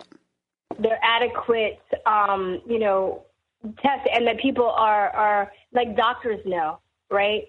I'm gonna go. That's gonna be on the next one. So let me see. Just to give you some. So if you look in these vaccine inserts, I'll give you a couple of diseases that you can get that's been reported from these vaccines, which they're all like autoimmune diseases, but subacute sclerosing panencephalitis. So it's a rare and chronic form of progressive brain inflammation caused by persistent infections with the measles virus. So if you're injecting the measles virus into you and it goes haywire, it goes past your blood-brain barrier, causes brain inflammation, you're going to get autism, you can have a stroke, you can die, whatever, right? Then Guillain-Barré syndrome, because I think people look at these diseases, they don't even know what they do. It's not really intimidating until you have an understanding of how these diseases affect your body. Yeah. And you're like, whoa, this is worse than measles. I'd rather just get the measles, give me the measles instead of all this other gross stuff. So you have Guillain-Barré syndrome. Is a rapid onset of muscle weakness caused by the immune system damaging the peripheral nervous system, and transverse myelitis, a neurological condition in which the spinal cord is inflamed. The inflammation damages nerve fibers and causes them to lose their myelin coating, leading to decreased electrical conductivity in the central nervous system. So your myelin coating is like, when you have a wire and it's coated with like rubber or whatever, so they don't touch, or you know what I mean? Insulated, like a regular yeah. electric wire. Yeah, insulate. Yeah. So basically that rubs, you have something like that similar in your nerves, your spinal cord, all throughout your nervous system, and that basically rubs off of you. So it leads to all kinds of problems. And then there's a bunch, I left a link so people can kind of go through the inserts if they want and see, but death is one of the adverse reactions. And so then I'm not going to go into this too much because I left a lot of information. People can look, but I left information on aborted fetal cells and animal cell lines and baby foreskin used in vaccines. There's a really also good video I have with a guy in Ireland who calls the CDC about the aborted fetal tissues and vaccines and asked them about if they've done any safety studies or anything. And, they basically said no, and he's like freaking out. So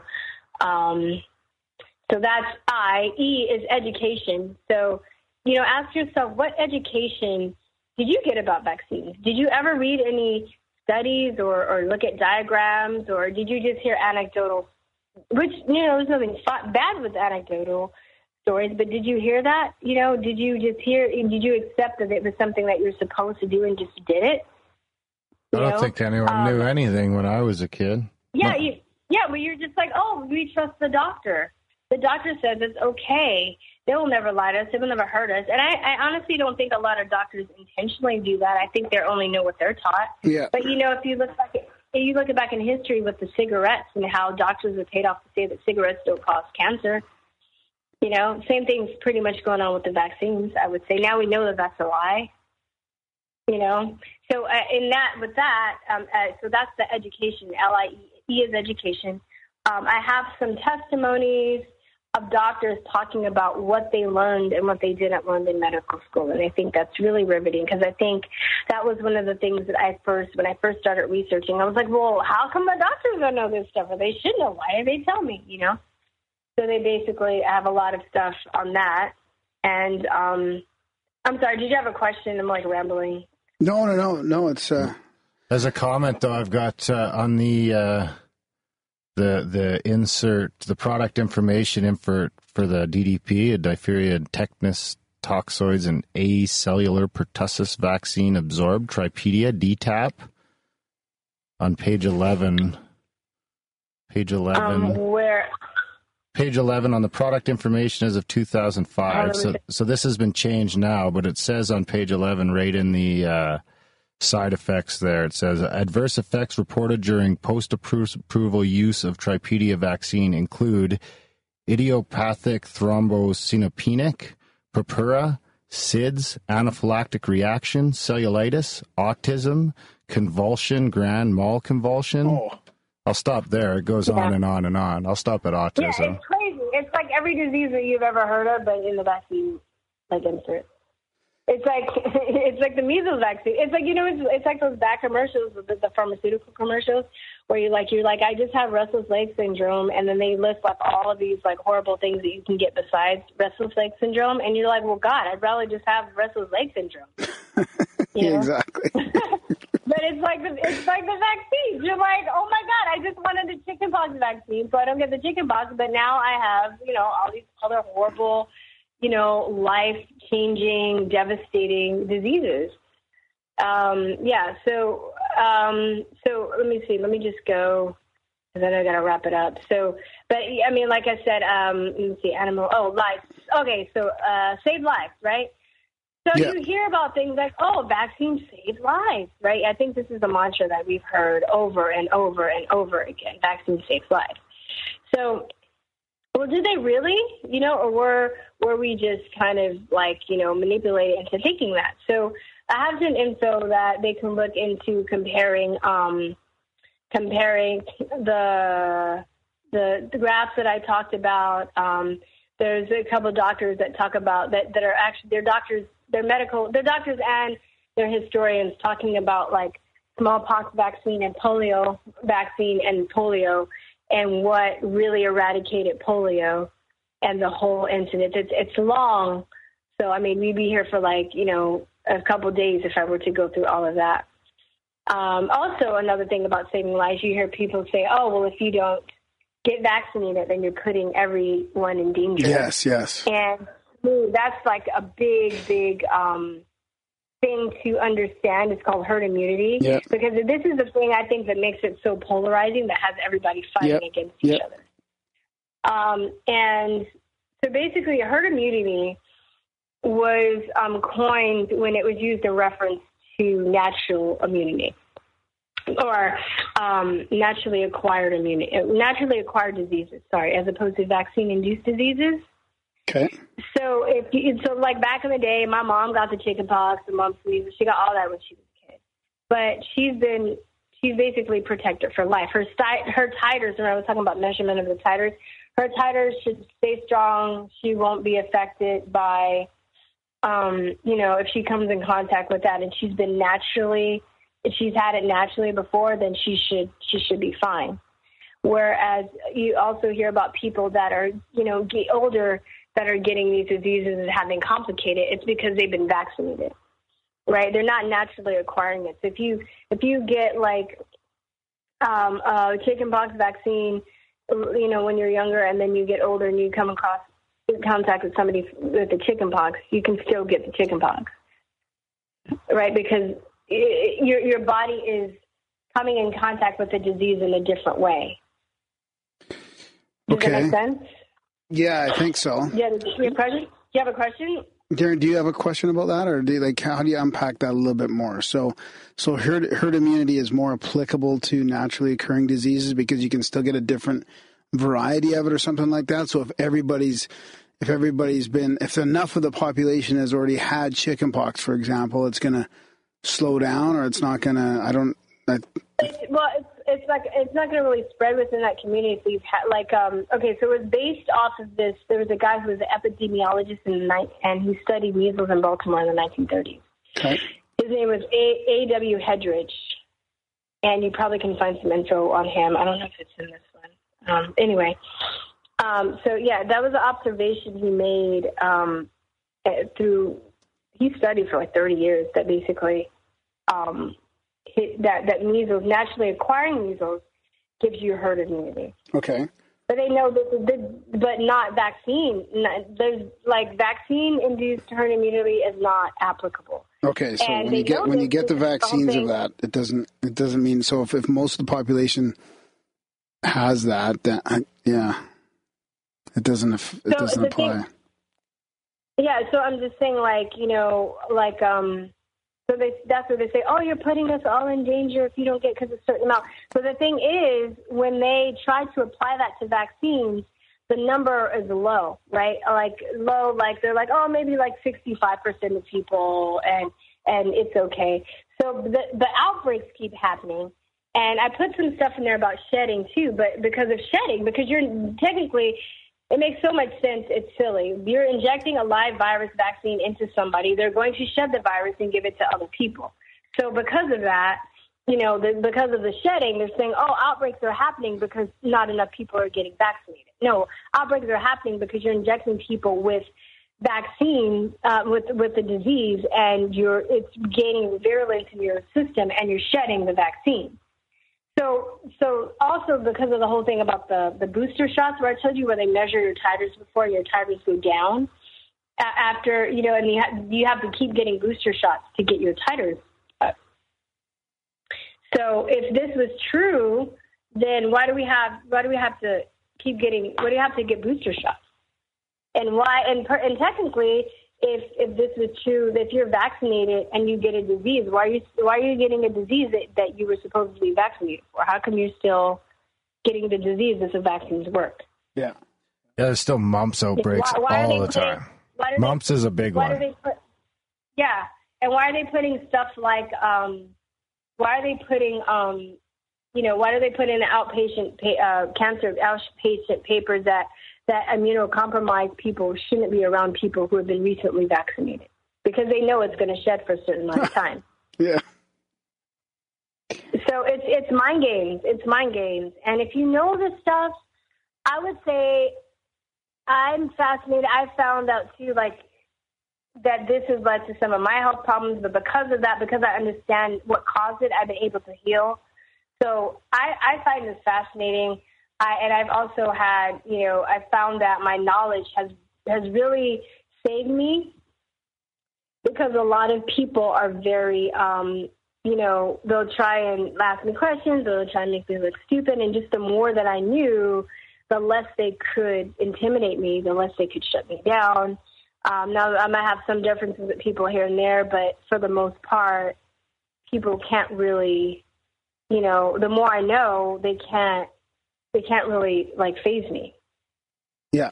And I'm not saying I know everything, but I think that anybody who's on the fence who's thinking about not vaccinating should really do the research. And I know even if I'm sure it's overwhelming for parents that have to work or they're new parents. I get it.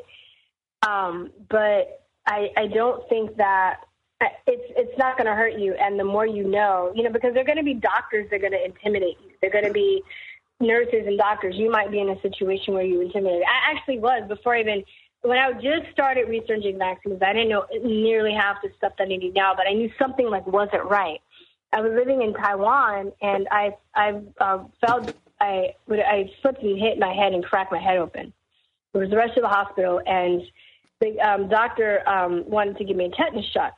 And I was like, no, I don't know, I wasn't mean about it. I was like, kind of, screaming. And the guy flipped out on me and was like, if you don't get a tetanus shot, if you come back to the hospital and you get infected, we're not going to treat you. And it was just a real intimidating situation at the same time, too, because everybody speaks Chinese. I didn't speak Chinese that well. I didn't really understand. So I'm waiting. I hear the doctor yelling, and I'm waiting for the translator to get back to me. And I was hurt. I was injured. I didn't have anybody, So had I known what I know now, I would have never gotten that tetanus shot. Yeah. I think it complicated some of the health issues and inflammation issues I was already dealing with. So it kind of set me back. So people that are going to be looking into this also that already have been vaccinated and they have maybe autoimmune issues that they're looking into healing, I would suggest that they do this too, because if you are intimidated and don't want to approach the vaccine issue, you're going to compound the problem and you're going to set your healing back. Well, how would it help to know this for somebody that thinks they've been injured by vaccines to know about all this? I mean, is there more of a pathway to healing that way because you know that it might have been caused by this and you can then... I don't think so. No? You just might get paid.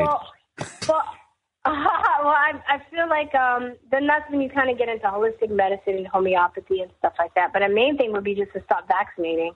Because if you know of the vaccination, whatever's, and then there, I think there is just backing up for a second, I think there is a genetic component because we all are different genetically. We have genetic makeups and we have different wants and needs. but we're all affected in different ways. So maybe my cousin that got vaccinated, she has metabolic issues. She's got diabetes, right? Me, I have asthma, right? Like, like metabolic issues, trouble, inflammation maybe in certain parts of your endocrine system. Me, asthma is inflammation of the bronchial tubes, right? And or histamine reaction, you puff up and you like swelling. So it's all like swelling and inflammation somewhere, right? Arthritis, it's linked to arthritis. Swelling in the joints. If you are autistic, most people report that they have seizures, their brain swells up, swelling in the brain. So it all kind of goes back from what my personal experience has been and other people I've talked to some sort of inflammation. It just depends on where in the body the inflammation is. Yeah. And then you address it that way. But if you're getting vaccinated, you're just going to create more problems. It's like trying to a ship that's sinking that has a hole in it, and you're trying to get the water out with buckets, but you haven't filled out the hole, Yeah. So, yeah, Darren's going through this I'm phase. just looking at a chart right now on the trends and prevalence of asthma, and it seems that it really starts to spike up around 1963, and it really hits its climax around 1995 when the vaccine schedule hits its current gusto. Why has it come down since then? I don't know. Yeah, but cause doesn't equal correlation. That could be air pollution and all kinds of other shit as well. But. Brake dust. Yeah, so and like I said earlier, I don't think it's just vaccines, but for me, my observation, my feeling, it's a trigger. So if your immune system is getting assaulted starting at a very early age and continuing to be assaulted as you're growing, and then you add to that all of the other stuff. Yeah, like the GMOs and stuff. It's a breakdown of your body. Yeah, I think we're really finding out right now how bad it is. The food, the fake food that were sold in the store, the chemicals, the fluoride in the water, it's just the glyphosate everywhere. It's all over the place. So we're all. But at the same time, I look at that stuff and I'm like, wow, our bodies are pretty amazing because technically we should all be dead. Yeah, exactly. Oh, yeah. Well, look at smoking cigarettes is a great example of that. Yeah. Yeah. But it's that, and just one thing I want to leave you off. I don't think I have this in the notes, but one thing I want to say too is our whole way that the Western model of Western medicine looks at the body is very they want to find whatever the symptom is and treat that symptom without looking at the whole solution. Yeah. And there are two people. There's one guy. They were both contemporaries. One guy was named Pasteur. I think, he was the father of germ disease. Yeah. Of the theory of germ disease, and there was Beauchamp, who was also a scientist around that era. But he thought of the terrain theory. So basically his theory is, yes, there are diseases around us all the time, but we're not going to get affected as long as our bodies have the proper nutrition, we're getting the proper rest. Yeah. But once all of that is broken down, then you're susceptible to all of these other diseases. Yeah. And isn't it funny that the Western model is paired on the Pasteur theory, and that theory leaves us more susceptible. It leaves us more dependent, right? Because we need, according to that theory, when we get sick, we need not vitamins, we need vaccines and pills and stuff coming about to make it better. Whereas if we practice more of the terrain theory model, we would be more responsible about the things that we put into our bodies, and we would have the illness that we have today. And we'd only need Western medicine for car accidents or gunshots or some stuff like that. Broken bones and shit. Yeah. Instead of all this chronic problems and that we have, chronic pill popping for. Chronic pill popping. Yeah. Yeah, we interviewed Gwen Olsen on our show a few years ago, who was she's a whistleblower.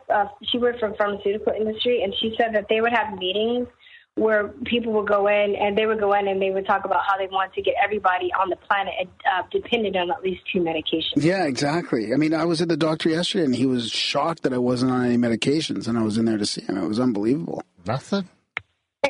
Good for for you. But you know what, too? The thing about that, too, not only is it a slow kill, but like vaccine injuries, is if they're causing all of these autoimmune diseases, then you're going to be dependent on medicine for the rest of your life. Like right now, I have an inhaler. I'm trying to get off of it. I'm making strides and getting better, but I'm still dependent on that. Like I can die if I don't have it. Yeah. You know. Yeah. Vaccines have been linked to diabetes, insulin. You know, all these other painkillers, depression, and also one thing I just came across recently. I found really interesting is remember I was telling you about the aborted fetal tissue cells. Well, there is a cell line was a male cell line, MRC5. And now they're trying to link that with gender identity disorder. If I haven't read enough from that, but if you think about it, what if you're a girl or woman get injected with male, foreskin, male DNA? Well, yeah, foreskin or DNA. It's really about the DNA, but male DNA on a cellular molecular level, and you're still developing. How is that going to affect you? And how do you know? How do they know if they don't test for it? Exactly. That goes into the mutagenesis clause. So they're not testing for the mutagenesis. So when people bring that up and people are so quick to quote unquote debunk it, well, how do you know for sure? Because they're not. There's not one study. There's not a long-term study. They don't know. Yeah. So yeah, good point. Anyway, you guys got to play some happy music after this. Yeah. Well, no, thanks. No, we appreciate coming on. We've been wanting to do this for a long time. So how can people get a hold of you? And I mean, all these things are going to be in the show notes. But is there a specific site or how can people get a hold of you? I'm pretty active on the Truth or Talk website on Facebook, so you can message me there. Okay. Truth or TRUTHERTALK. Truth or Talk. Okay. And yeah, I mean, message me there. I'm revamping the website. We're actually going to re-release our episodes pretty soon.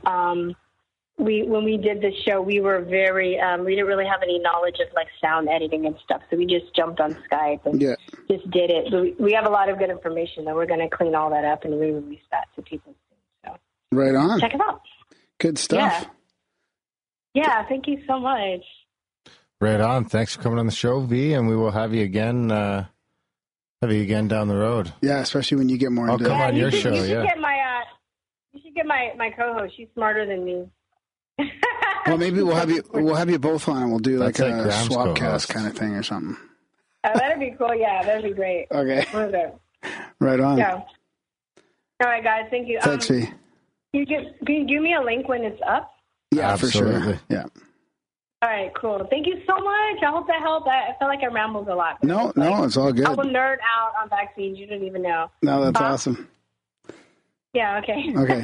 Yeah, thanks. Look at all that stuff, too. You have a lot of stuff to look at. Yeah, I can add my links in there, too, so there'll be a ton of stuff in the show notes for this one.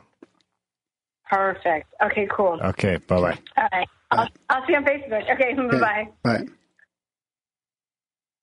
That was a chat with Lee Henry. What do you think, buddy? V. Henry. V. Yeah. What you got? That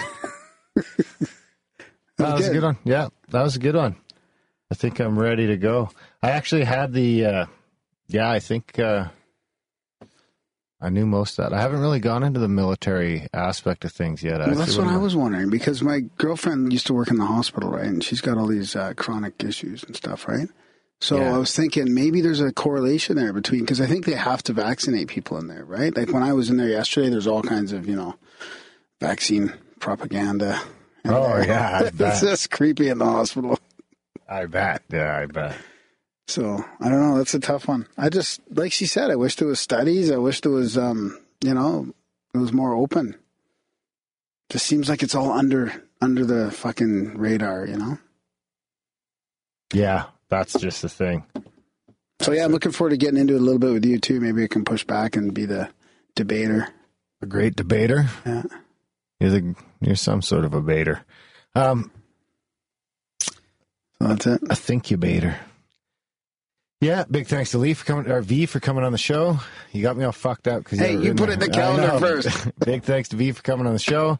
Of course, you guys, make sure you talk to your doctor, do your own research, because nobody else is really doing it. Exactly. Make sure you have informed consent. It's important. And there's a bunch of stuff in the show notes that can get you started, that's for sure. Check out grimerica.ca/support, guys, so you can check out all the ways you can keep us going and keep us helping the good fight so we can combat that Soros 18 billion. Yeah, so check out grimerica.ca/support, guys. If you can't afford to support us monetarily, you can share the show, review the show. We haven't even talked about that, eh? Soros is $18,000 million into fucking propaganda organizations. We'll save that for next week. All right. I think that's about it. All right, guys. Thanks for listening, and we will see you next week. Ciao. CHOW. Shut the fuck up. We got to get out of here quick because we're already 8 minutes late for our next interview. See you next week.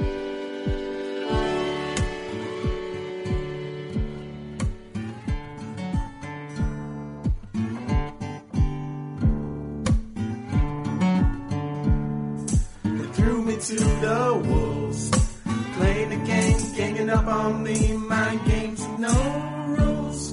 But you can't face me, cause I'm crazy, grooving to the tambourine, riding in my Lamborghini, eating on some tangerine.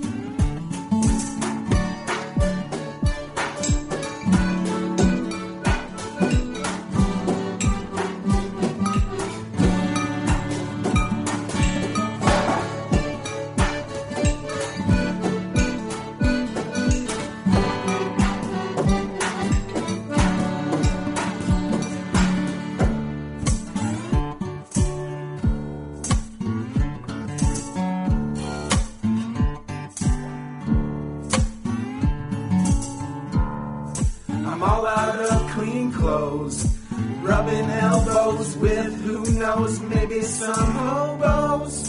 I'm on the train tracks, walking that same path, grooving to the tambourine, riding in my limousine, eating on some jelly beans.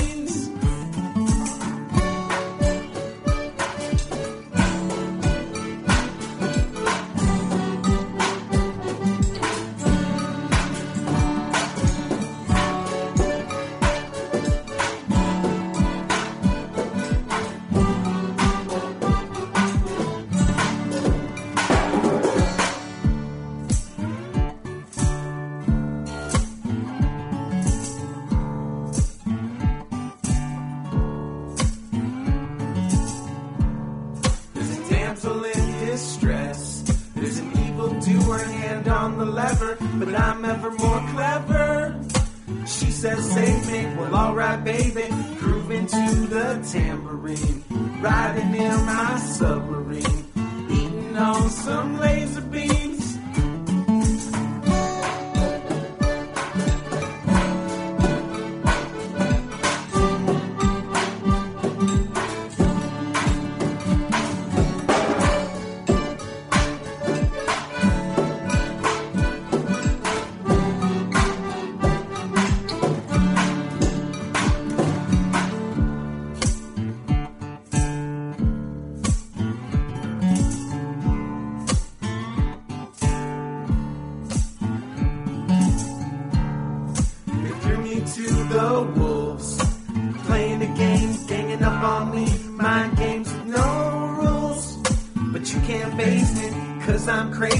Grooving to the tambourine, riding in my Lamborghini, eating on some tangerines.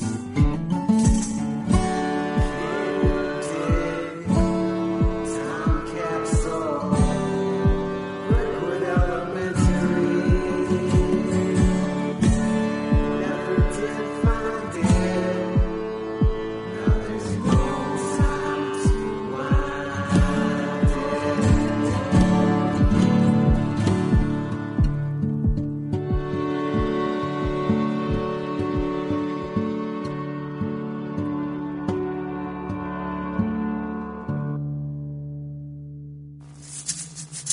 Ripple, ripple, ripple before the stick.